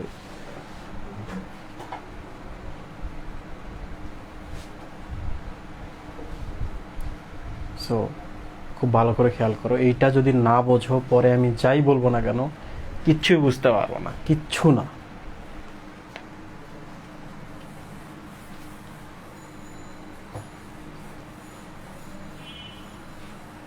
আবরণ শেষ হয়েছে, প্রাচীর শেষ হয়েছে, এখন আমরা দেখব প্রকোষ্ঠ, দেয়াল, ছিদ্র, কপাটিকা সবকিছু একসাথে। ধরা যাক এটা একটা হচ্ছে হৃৎপিণ্ড।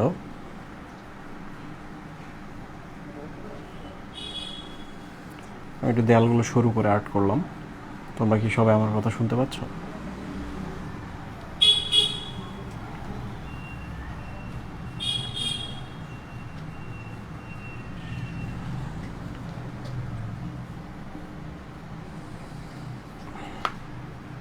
সবাই কি আমার কথা শুনতে পাচ্ছ?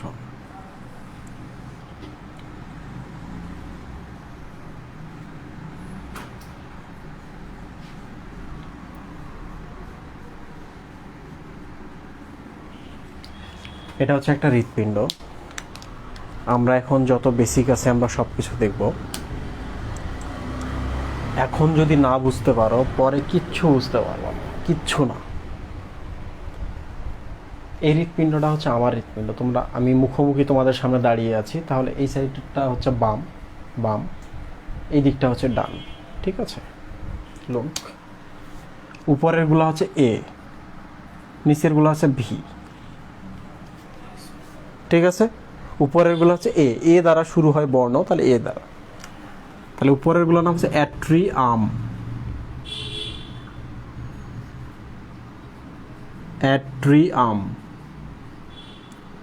অ্যাট্রিয়াম বলতে এই ফাঁকা ঘরগুলোকে বোঝাচ্ছে, ফাঁকা জায়গাগুলোকে। ভিতে হচ্ছে ভেন্ট্রিকল।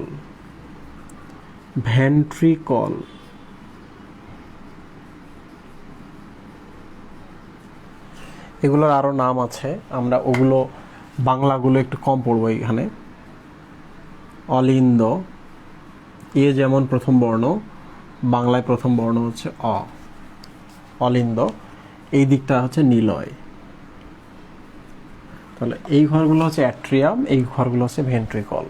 নাম কেন অ্যাট্রিয়াম কেন ভেন্ট্রিকল বলা হয় এটা দিয়ে আমি ব্যাখ্যা এর আগেও দিয়েছিলাম ঘাস ফড়িং এর মধ্যে। তো কেউ যদি সময় পাও 2-4 লাইনের মধ্যে অ্যাট্রিয়াম কাকে বলে, ভেন্ট্রিকল কাকে বলে, দুইটাই তো ঘর, তাহলে একটা নাম অ্যাট্রিয়াম একটা নাম ভেন্ট্রিকল কেন হলো একটু লিখে দিবা, না হলে আমি কিউবিন্স ক্লাসে গিয়ে আমি তোমাদের এটা বোঝাবো। ক্লিয়ার? কিউবিন্স মানে হচ্ছে question bins, dustbins, question bins. Clear? Okay, তাহলে দেখো এটা হচ্ছে বাম অ্যাট্রিয়াম, এই ঘরটার নাম হচ্ছে বাম অ্যাট্রিয়াম। বাম অ্যাট্রিয়াম, এটার নাম তাহলে হবে কি? ডান অ্যাট্রিয়াম। তাহলে এটার নাম কি? বাম। এটার নাম কি? ডান ভেন্ট্রিকল। আপাতত সবাই এই পর্যন্ত বুঝতে পারছো তো অ্যাট্রিয়াম কোনটা, ভেন্ট্রিকল কোনটা, কোনটা ডান কোনটা বাম, সবাই বুঝতে পারছো কিনা একটু কমেন্টে বলো তো।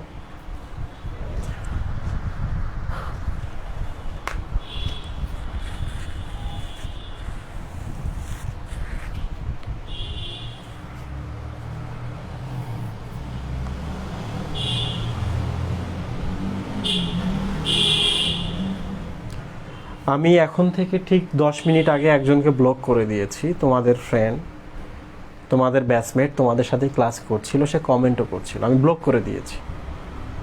কোনো ধরনের পূর্ব ঘোষণা দেয়নি, কিছু দেয়নি, জাস্ট আমার মনে হয়েছে যে তাকে ব্লক করে দেওয়া উচিত, ক্লাসে রাখা উচিত না। তো মনে রাখবা যে তুমি এখানে ক্লাস করছো, টাকা দিলেই পার্মানেন্ট এমন না, ব্যাপারটা এমনও না যে আমি খুব ভালো পড়াই, এখানে খুব গুরুত্ব আছে, কিন্তু লিমিট যদি ক্রস হয়ে যায় তাহলে পড়াবো না। তুমি যাই করো না কেন, যেখানকারই হও না কেন, যে পরিচয়ের হও না কেন। কিছুক্ষণ আগে ব্লক করে দিয়েছে, তার নাম ছিল সম্ভাব্য, যে দ্বারা শুরু, বুঝতে পারবা যত সময়।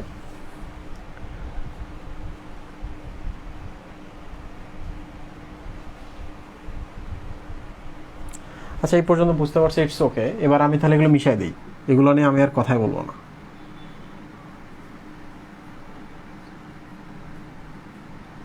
ঘরের নাম জানলে বাকিগুলো খুব সহজ হয়ে যায়, ঠিক আছে? তাহলে এটা কি ছিল সুই ভাই? অ্যাট্রিয়াম ছিল, এটাও অ্যাট্রিয়াম ছিল। ডান বাম আমরা পরে পড়বো। এটাও ভেন্ট্রিকল ছিল, এটা ভেন্ট্রিকল ছিল, ঠিক আছে? এই যে দুইটা ঘরের মাঝখানে যে দেয়ালটা আছে, এটার নাম কি? সেপ্টাম। সেপ্টামের বাংলা আছে ব্যবধায়ক, মানে যে ব্যবধান সৃষ্টি করে দুইটার মধ্যে। এই ঘর আর এই ঘরের মাঝখানে একটা সেপ্টাম আছে, সেপ্টাম বা একটা দেয়াল আছে। এই যে নাকের দুইটা ছিদ্রপথ, মাঝখানে যেটা আছে দেয়ালটা ভেতরে, এইটা হচ্ছে সেপ্টাম, নাকের সেপ্টাম বা নেজাল সেপ্টাম। তাহলে নাকটাকে সে মাঝখানে এসে ব্যবধান করে এই পাশে একটা ছিদ্র করছে, এই পাশে একটা ছিদ্র রাখছে, রাইট? এটা সেপ্টাম। এখন একটু বলেন তো এই সেপ্টামটার নাম কি? এই সেপ্টামটার নাম কি? এইটা অ্যাট্রিয়াম ভেন্ট্রিকল। তাহলে অ্যাট্রিও ভেন্ট্রিকুলার সেপ্টাম এটার নাম, ঠিক না? তোমরা কি বুঝতে পারছো এই নামটা? এই নামটা যদি আমরা করি তাহলে দুই দিকের নাম নেব, মাঝখানে কাঁটাতার আছে, একদিকে ভারত আছে একদিকে বাংলাদেশ আছে, তাহলে ভারত বাংলাদেশ কাঁটাতার, ভারত বাংলাদেশ সীমানা বা সীমান্ত, ঠিক আছে? তাহলে একইভাবে এটা কি? বাম, এটাও অ্যাট্রিয়াম, এটাও ভেন্ট্রিকল, তাহলে এই সেপ্টামের নাম কি? Atrio ventricular septum. কেন লাগবে? যখন আমরা ওই যে ইলেকট্রিক কন্ডাকশনগুলো যখন হয়, বিদ্যুৎ প্রবাহ যখন হয়, তখন আমাদের এটা লাগবে। তাহলে এখন আমি সমস্ত বেসিক ক্লিয়ার করে দিচ্ছি তোমাদের এখানে। তাহলে আমরা সেপ্টাম পড়লাম। এখন যদি আমি প্রশ্ন করি এই সেপ্টামের নাম কি? এই দেয়ালের নাম কি? কি নাম? একটু ভালো করে খেয়াল করো তো। অ্যাট্রিয়াম, অ্যাট্রিয়াম, দুই অ্যাট্রিয়ামের মাঝখানে, তাহলে ইন্টার না, এটা কিসের মাঝখানে? অ্যাট্রিয়াম, তাহলে ইন্টার অ্যাট্রিয়াল সেপ্টাম, রাইট? এইটা আর এইটার মাঝখানেরটার নাম কি হবে? Inter ventricular septum. বোঝা গেল? বুঝতে পেরেছো রে গাধা? ইজিটকে ঠিক আছে, তাহলে আমরা সেপ্টাম কিন্তু বুঝলাম। শেষ। তাহলে আমি সেপ্টাম নিয়ে তোমাদের কিছুক্ষণ পর প্রশ্ন করব, এখন আমি এটা শেষ করি।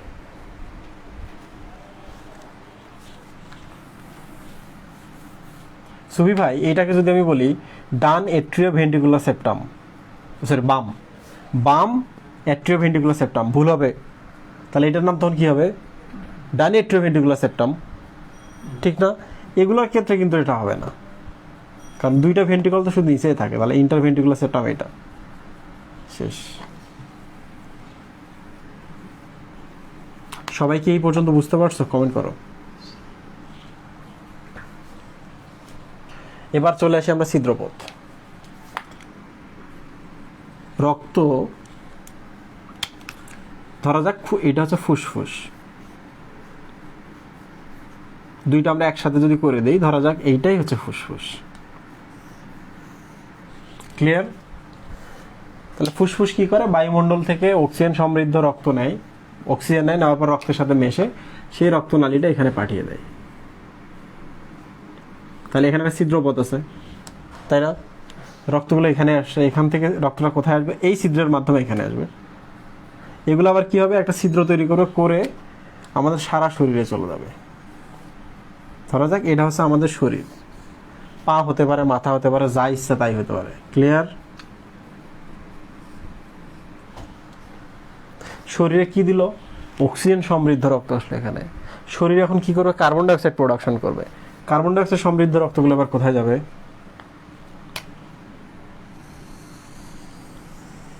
সবসময় কিন্তু তরল পদার্থ উপর থেকে নিচে যায়, তাহলে এইটাতে আমরা দিয়ে দিলাম, উপর থেকে নিচে আসবে। এখান থেকে এখানে আসলো, এখান থেকে এটাতে নিচে নামবে, রাইট? এখান থেকে এই পাশে বের হবে, এখানে, এখান থেকে কোথায় যাবে? এই যে ফুসফুসে যাবে, ঠিক না? যাবে কি না? তাহলে একটু ভালো করে খেয়াল করেন, এটা কিন্তু অক্সিজেন সমৃদ্ধ রক্ত।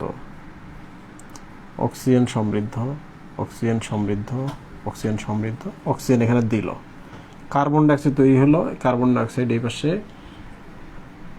এখানে প্রবেশ করলো, কার্বন ডাইঅক্সাইড এখান থেকে এখানে আসলো, তাহলে কার্বন ডাইঅক্সাইড সমৃদ্ধ রক্ত, এটা বের হচ্ছে কার্বন ডাইঅক্সাইড, কার্বন ডাইঅক্সাইড এই যে এখানে আসলো কার্বন ডাইঅক্সাইড, এটা বের করে দিল, সে আর অক্সিজেন নিল, অক্সিজেনটা এই যে নিচে নামছে। মোটামুটি আমরা একটা ধারণা পেলাম আমাদের শরীরে রক্তগুলো কিভাবে প্রবাহিত হয়। আমরা প্রকোষ্ঠ দেখেছি, দেয়াল দেখেছি। দেয়াল নিয়ে আমি একটু কথা বলি। দেখো, এই যে দেয়ালগুলো কিন্তু সব জায়গায় সমান পুরু না। এই যে এই ঘরের দেয়ালটা একটু বেশি পুরু, এই ঘরের দেয়ালটা একটু বেশি পুরু অন্যদের থেকে।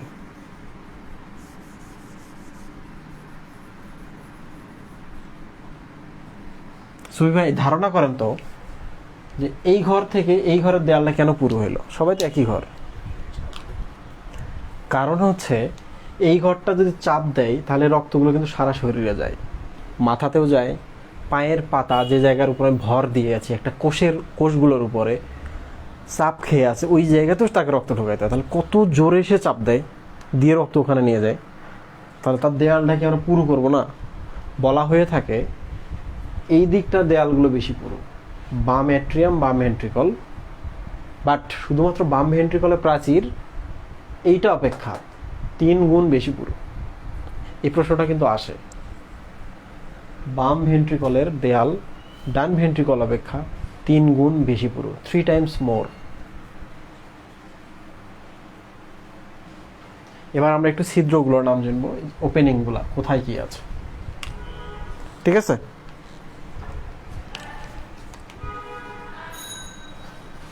ভালো করে খেয়াল করো, এখানে একটা ছিদ্র, এইখান থেকে রক্ত এখানে আসতেছে, এই যে এখানে একটা, এগুলো সবগুলো একটা করে ওপেনিং, রাইট সুবি ভাই? তাহলে এবার আমি বলি এই দেয়ালটার নাম কি ছিল? এট্রিও ভেন্ট্রিকুলার সেপ্টাম। তাহলে ছিদ্রটার নাম কি হবে এখন বলেন তো? এট্রিও ভেন্ট্রিকুলার অরিফিস বা এট্রিও ভেন্ট্রিকুলার ছিদ্র। তাহলে এটার নাম কি হবে? এট্রিও ভেন্ট্রিকুলার ছিদ্র। একইভাবে এটা হচ্ছে বাম এট্রিও ভেন্ট্রিকুলার ছিদ্র, এটা হচ্ছে ডান এট্রিও ভেন্ট্রিকুলার ছিদ্র, রাইট? তোমরা কি সবাই বুঝতে পারছো? আশা করি এই পর্যন্ত সবাই বুঝতে পেরেছো। একটু কমেন্টে বলো বুঝতে পারছি।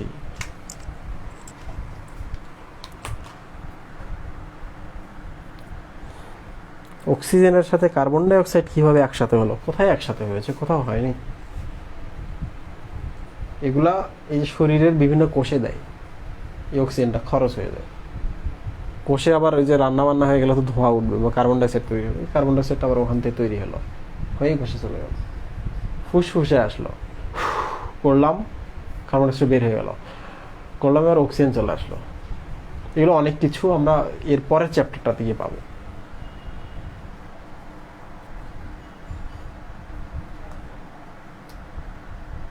এরা মানে সতর্ক হয়ে গেছে, এর মধ্যে কোনো বাজে কমেন্ট বা হচ্ছে এক্সেসিভ কমেন্ট করেনি। সুই ভাই আপনি কিছু নাম, আপনি তো কমেন্ট পর্যবেক্ষণ করছেন খুব ভালোভাবে, কিছু নামের একটা লিস্ট করবেন, করে আমাকে দিবেন। অকারণে বিনা কারণে কমেন্ট করছে, ঠিক আছে? দেখো তোমরা, আমি তোমাদের ফ্রেন্ডের মতো পড়াই, তোমাদের ছোট ভাই বোনের মতো দেখি।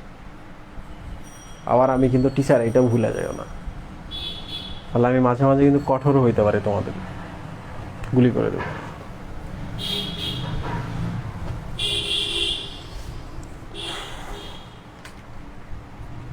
আমরা এখন কোথায় আছি সুফি ভাই?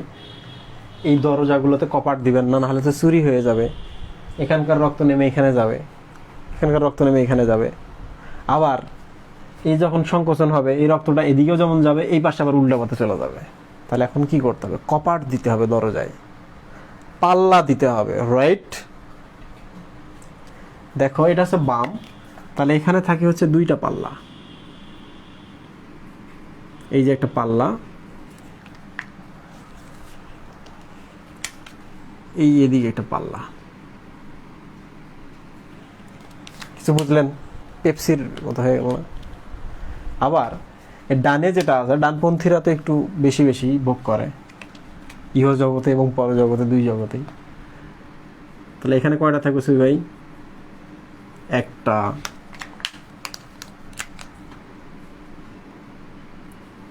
দুইটা, তাহলে আরো এক কয়টা দিতে পারতেছি?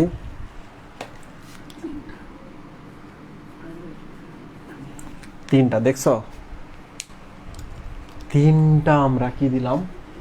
পাল্লা দিলাম বা কপাট দিলাম, রাইট? মানে সবগুলো মিলে কপাট। তাহলে আমরা এবার চলে আসি কপাট। যেহেতু এগুলো ছোট ছোট কপাট, তাহলে এটার নাম কি হবে? কপাটিকা। সুফি ভাই সব শিখে ফেলছে, আমি পড়ানোর আগে বলতেছে নেক্সট ক্লাস সুফি ভাই নেবে, ঠিক আছে? এই পুরো ব্যাপারটা কিন্তু কপাটিকা। এবার আমরা এই কপাট বা কপাটিকায় পাল্লা কয়টা আছে দেখো। এইটাতে কয়টা আছে পাল্লা? দুইটা। এইটাতে কয়টা পাল্লা আছে? তিনটা। পাল্লা মানে হচ্ছে কাস্প, কাস্প। ও এই জিনিসটাকে কিন্তু ভালভ বলা হয়, হার্টের ভালভ, ঠিক আছে? এখন নাম কি এই কপাটিকাটার নাম কি? এই কপাটিকার নাম কি? বামে আছে দুইটা, যেহেতু আছে তোমরা তো জানো ডাই মানেও দুই, বাই মানেও দুই। দুইটা কি আছে? কাস্প আছে, কাস্পিড কপাটিকা। দেখো এটা একটি কপাটিকা যার দুইটা কাস্প আছে। তাহলে ডানেরটা কি হবে? এটা কি হবে? বাই, এবার হবে ট্রাই। তিনটা কাস্প আছে এই কপাটিকাতে, তাহলে ট্রাই কাস্পিড কপাটিকা। আপনারা সবাই বুঝেছেন? এইটার নাম হচ্ছে আবার বাইকাস্পিডই শুধু না, এটার নাম হচ্ছে মাইটাল কপাটিকা। আমি মেডিকেল ফার্স্ট টাইমে এটা পারি নাই, আমার দুর্ভাগ্য। এটার আরেকটা নাম হচ্ছে মাইট্রাল কপাটিকা। এটা শুধু বাইকাসপিড কপাটিকা না, এটা আরেকটা নাম হচ্ছে মাইট্রাল কপাটিকা।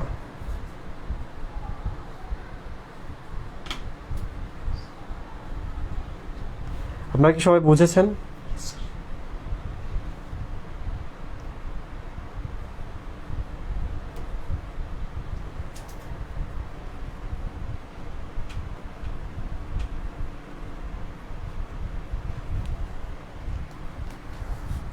মাইট্রাল শব্দটি আসে কোথা থেকে? তোমরা কি বিশপ বিশপ চেনো? চার্চের বিশপ থাকে, ধর্মগুরু আর কি, তোমরা ভালো জানো আমার থেকে।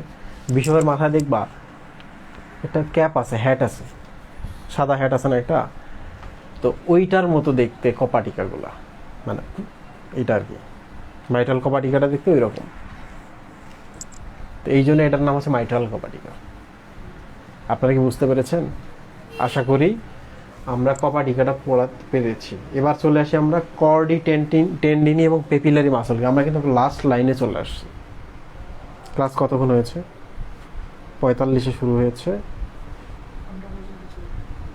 10:45, 5 মিনিট আছে, রাইট? সমস্যা নাই, আমরা চেষ্টা করবো একটু বেশি বলা যায়।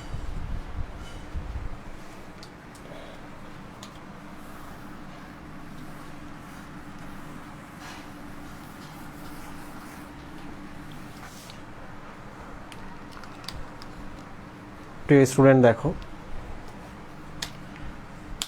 রক্তগুলা এই ঘরের রক্তগুলা এই ঘরে আসে, তাহলে আমাদের কি করতে হবে? এই কপাটের যে পাল্লাগুলা আছে, পাল্লাগুলো আমাদের টান দিয়ে খুলতে হবে কি না? হবে না? তাহলে আমরা কি করব? এই ছবিটা আমরা এদিকে নিয়ে আসি।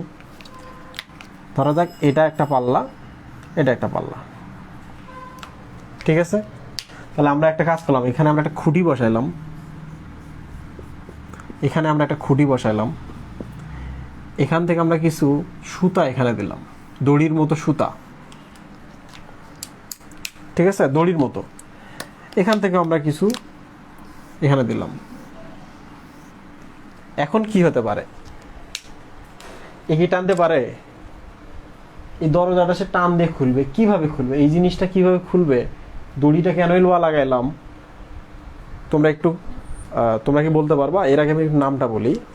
এটার নাম হচ্ছে পেপিলারি পেশি। এটার নাম হচ্ছে পেপিলারি পেশি, আর এগুলোর নাম হচ্ছে কর্ডি টেন্ডিনি। কর্ডি টেন্ডিনি। তোমরা জানোই প্রত্যেকটা পেশি শেষ হয় টেন্ডন হিসাবে। প্রত্যেকটা পেশি শেষ হয় টেন্ডন হিসাবে, মানে ওই যে একটা মাংস দেখবা, মাংসটা মাথাটা কামড়ায় খাওয়া যায় না, তাই না? কেন খাওয়া যায় না? ওটা টেন্ডন। তাহলে প্রত্যেকটা পেশি টেন্ডন হিসাবে শেষ হয়, প্রত্যেকটা মাংস টেন্ডন হিসাবে শেষ হয়। যেহেতু এটা কর্ডের মতো বা দড়ির মতো, গিটারের কর্ড আছে না, দড়ির মতো না এটা, তাহলে এগুলো তো কর্ডের মতো লাগতেছে, তাহলে এটা কর্ড। এই কর্ডটা কি? এটা আসলে টেন্ডন। কিসের টেন্ডন? এই পেপিলারি পেশির টেন্ডন। তোমরা একটু কমেন্টের মধ্যে বলো তো যে এখন এই পাল্লা দুটো আমরা কিভাবে খুলবো ওই পাশ থেকে যেন রক্ত আসে। কমেন্টের মধ্যে বলো, আমি একটু চেক করি, তারপর ব্যাখ্যাটা দিই।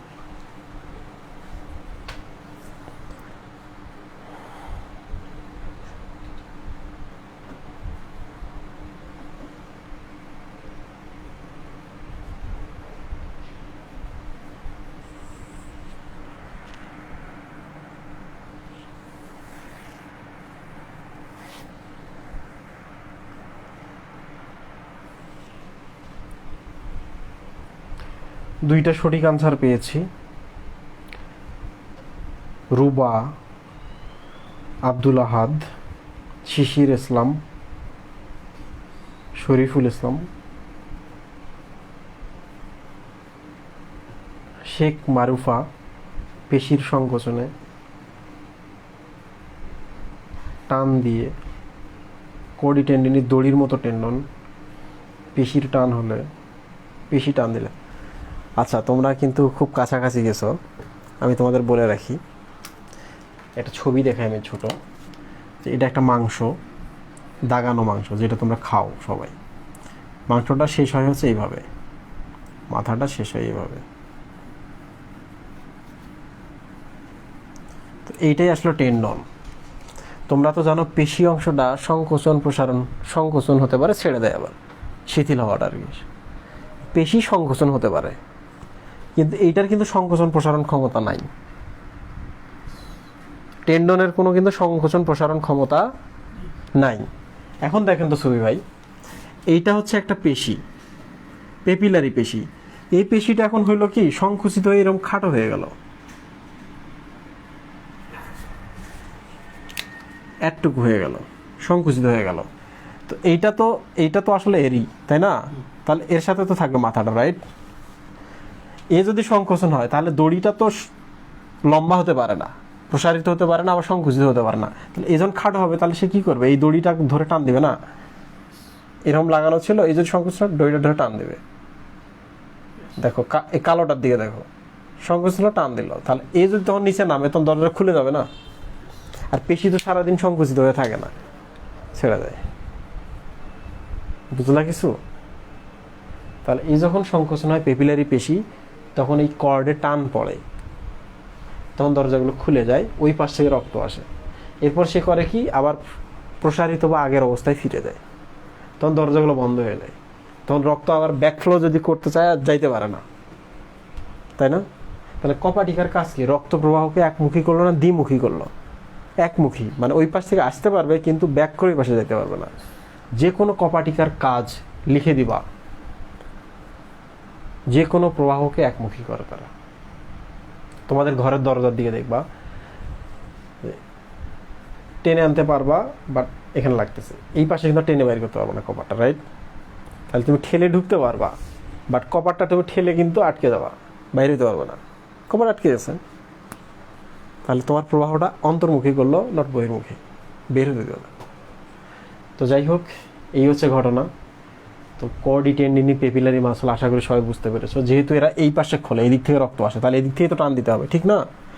তাহলে পেপিলারি পেশিগুলো থাকে যে এখানে, এর গায়ে, এখানে ভেন্ট্রিকলের গায়ে, এখানে দড়ি লাগানো থাকে, এখানে দড়ি লাগানো থাকে।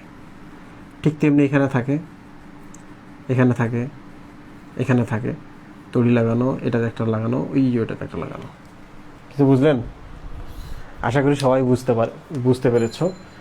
তো যাই হোক, এই ছিল আমাদের আজকের পড়া। আজকে আমার খুবই ইচ্ছা করতেছে এখানকার যে কপাটিকাগুলো ছিল, কপাটিকাগুলোর নাম বলার একবার। তোমরা তো জানোই, তো নাম বলে যদি আমি শেষ করতে পারি তাহলে ভালো লাগবে। তোমরা একটু কমেন্ট করে বলো তো যে তোমরা আরও 5 মিনিট সময় দিতে পারবা কিনা।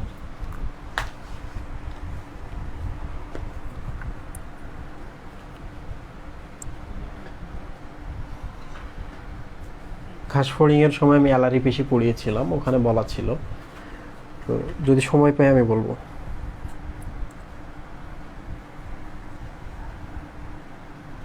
কতক্ষণ পর পর ভালভ খোলে বন্ধ হয়? একবার করে বিট দিলে একবার করে খোলে বন্ধ হয়, প্রত্যেক বিটেই খুলছে বন্ধ হচ্ছে।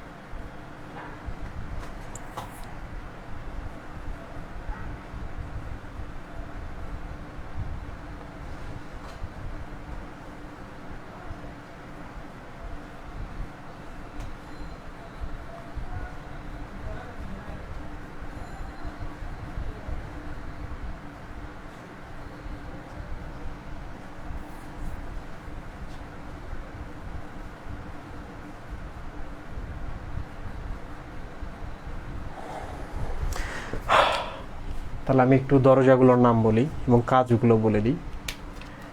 1 নম্বর এইটা, এটার নাম হচ্ছে বাইকাস্পিড, কপাটিকা। 2, এটার নাম হচ্ছে ট্রাইকাস্পিড কপাটিকা। 3 নাম্বার হচ্ছে, দেখো এই যে এখান থেকে আসলে আমাদের শরীরে যাওয়ার জন্য অক্সিজেন নিয়ে যায়, রক্তনালী, তাহলে এগুলোর নাম হচ্ছে ধমনী। বোঝা গেল? ধমনী, যেহেতু এখান থেকে একটা ধমনী বের হচ্ছে, প্রধান ধমনীটা বের হয় আমাদের শরীরের, তো এইটার নাম আসলে মহাধমনী। মহাধমনীর আর এক নাম হচ্ছে আর্টারি না অ্যাওর্টা। তাহলে এই কপাটিকার নাম হচ্ছে অ্যাওর্টিক কপাটিকা। এখানেও একটা কপাটিকা আছে।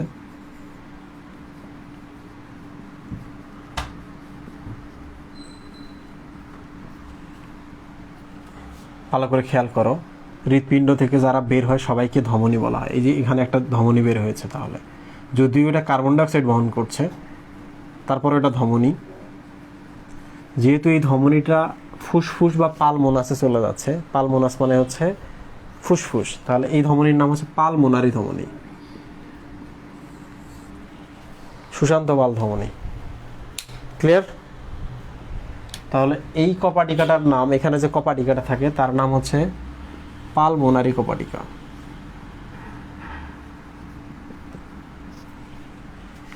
এই যে এখানে দেখো সারা শরীর থেকে রক্ত আসতেছে, তাহলে এটার নাম হচ্ছে আসলে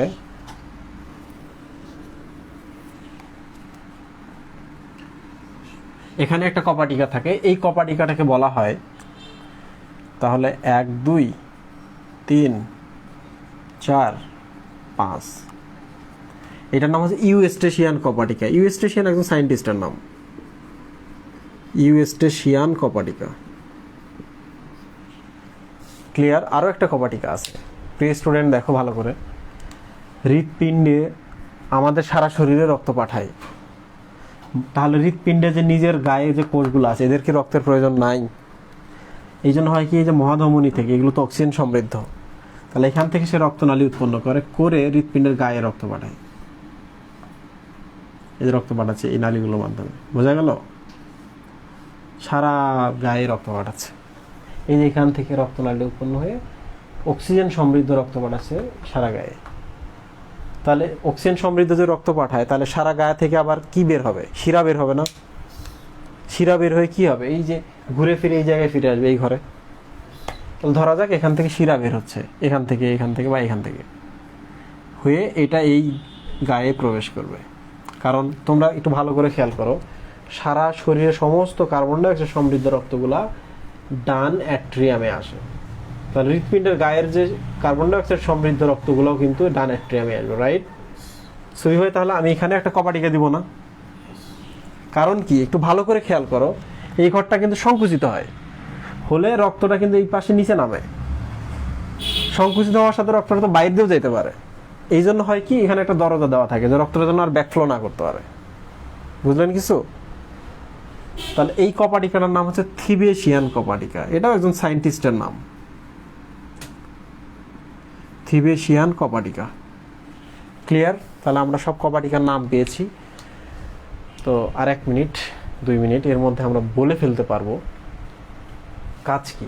এখন দেখো এই কপাটিকার কাজ কি, এই পাশে রক্ত এখানে আসে, এই রক্তটাকে ফিরে যেতে বাধা দেয়। তাহলে বাম ভেন্ট্রিকল থেকে রক্তকে বাম অ্যাট্রিয়ামে ফিরে যেতে বাধা দেয়। তাহলে আমরা কাজ শেষ করলাম বাইকাসপিডের। ট্রাইকাসপিডে এখন দেখো এই কপাটিকার কাজ কি, ডান ভেন্ট্রিকল থেকে রক্তকে ডান অ্যাট্রিয়ামে যেতে বাধা দেয়। বাট এটার ভেতর দিয়ে রক্ত কিন্তু ডান অ্যাট্রিয়াম থেকে এখানে আসে, বাট যেতে কিন্তু বাধা দেয়। তাহলে কাজ কোনটা? বাধা দেওয়াটাই কিন্তু কাজ। ঠিক আছে? তাহলে আমরা এটারও কাজ শেষ করলাম, ট্রাইকাসপিড কপাটিকার কাজ শেষ। অ্যাওর্টিক কপাটিকা, এখানে আমি একটা মজার জিনিস বলে রাখি, এদের যে কপাটিকাগুলো দেখছো, এদের যে পাল্লাগুলো আছে সবগুলোই হচ্ছে অর্ধচন্দ্রাকৃতি। অর্ধ মানে হচ্ছে সেমি, তাই না? ফাইনালের অর্ধেক মানে সেমিফাইনাল, ঠিক না? চাঁদ মানে হচ্ছে লুনার, লুনার মান্থ মানে হচ্ছে চন্দ্রমাস, তাহলে সেমি লুনার। তাহলে এগুলো সবগুলো হচ্ছে সেমি লুনার কপাটিকা। ক্লিয়ার? তাহলে এদের কপাটিকাগুলো হচ্ছে অর্ধচন্দ্রাকৃতি, একটা করে থাকে। তাহলে এখন একটু খেয়াল করো, অ্যাওর্টিক কপাটিকার কাজ কি? এই যে এখানে, তার মানে এখানকার রক্তকে ফিরে যেতে বাধা দেয়। তাহলে অ্যাওর্টা থেকে রক্তকে বাম অ্যাট্রিয়ামে আসতে বাধা দেয়। অ্যাওর্টিক কর্ডিকের কাজ শেষ, পালমোনারি কোপাটিকা, এই যে এটা হচ্ছে পালমোনারি কোপাটিকা। তাহলে সে এই যে এই রক্তনালীটা থেকে, এটা নাম হচ্ছে পালমোনারি ধমনী, পালমোনারি ধমনী থেকে রক্তকে বাম ভেন্ট্রিকলে, ডান ভেন্ট্রিকলে যেতে বাধা দেয়, তাই না? শেষ। এখন দেখো ইউস্ট্রেশিয়ান কোপাটিকা, সারা শরীর থেকে একটা শিরা হয়ে এই যে এখানে প্রবেশ করতেছে, এটা বিশাল শিরা, তাহলে এটার নাম হচ্ছে মহাশিরা। মহাশিরা, তোমরা তো জানো ভেইন মানে শিরা, মহাশিরার নাম কিন্তু ভেইন না, ভেনা ক্যাভা, VANACAVA, ভেনা ক্যাভা। ক্লিয়ার? তাহলে এই কপাটিকার কাজ কি? এই পাশে রক্তটা এখানে আসলো ডান অ্যাট্রিয়ামে, ডান অ্যাট্রিয়াম থেকে ভেনা ক্যাভায় যেতে বাধা দেয়। ওকে, এবার চলে আসি আমরা এই কপাটিকা, এর নাম হচ্ছে থিবেশিয়ান কপাটিকা। ডান অ্যাট্রিয়াম থেকে রক্তকে এই জায়গায় যেতে বাধা দেয়, এই জায়গাটার নাম কি? এই জায়গাটার নাম কি? হৃৎপিণ্ডের শিরা, রাইট? ওটা তো হৃৎপিণ্ডীয় শিরা, ঠিক কিনা? হৃৎপিণ্ডীয় শিরা। তাহলে আমরা বলতে পারি ডান অ্যাট্রিয়াম থেকে রক্তকে হৃৎপিণ্ডীয় শিরায় যেতে বাধা দেয়। এখন একটু ভালো করে খেয়াল করো, হৃৎপিণ্ডীয় মানে হচ্ছে করোনারি, কার্ডিয়াম মানেও যেমন হৃৎপিণ্ড, করোনারি মানে হচ্ছে হৃৎপিণ্ড। শিরা না বলে এটাকে আমরা বলি সাইনাস, কারণ এখানকার অনেকগুলো শিরা একসাথে যুক্ত হয় হয়ে একটা বড় রক্তনালী তৈরি করে, ফাঁকা জায়গা, একটা বড় ফাঁকা জায়গা তৈরি করে, ওইটার নাম তখন আমরা সাইনাস বলি। সাইনাস মানে কি? ফাঁকা জায়গা। এই যে আমাদের হাড়ের এখানে ভেতরে ফাঁকা জায়গা আছে, তাহলে এটার নাম একটা সাইনাস, ঠিক না? তাহলে আমরা এইটার নাম এখন কি বলবো? Coronary sinus. রক্তকে ডান অ্যাট্রিয়াম থেকে করোনারি সাইনাসে যেতে বাধা দেয় কে? থিবেশিয়ান কপাটিকা। প্রিয় স্টুডেন্ট, আমি কি তোমাদের সবাইকে বোঝাতে পেরেছি? আমি আমার জ্ঞান তোমাদের মধ্যে কি বিলিয়ে দিতে পেরেছি? কমেন্টে একটু জানাও।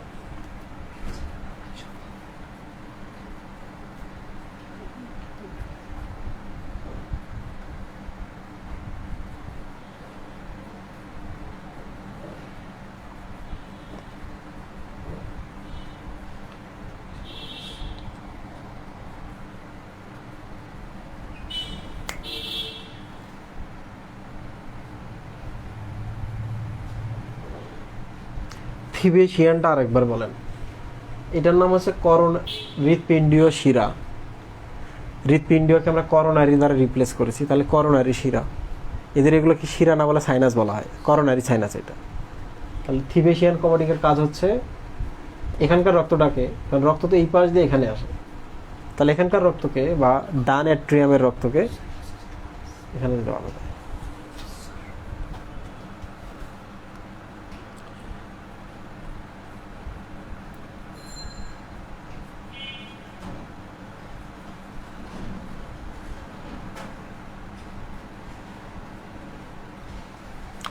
আমি অত্যন্ত খুশি হয়েছি যে তোমরা তোমাদের কমেন্টের এই গেম বন্ধ করেছো, তার জন্য একজনকে বলি দেওয়া লেগেছে, আমার এই ব্যাপারটা খারাপ লাগছে।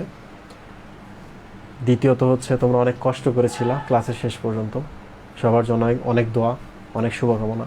আবার দেখা হচ্ছে নেক্সট ক্লাসে। সুরক্ষিত থাকো। আল্লাহ হাফিজ।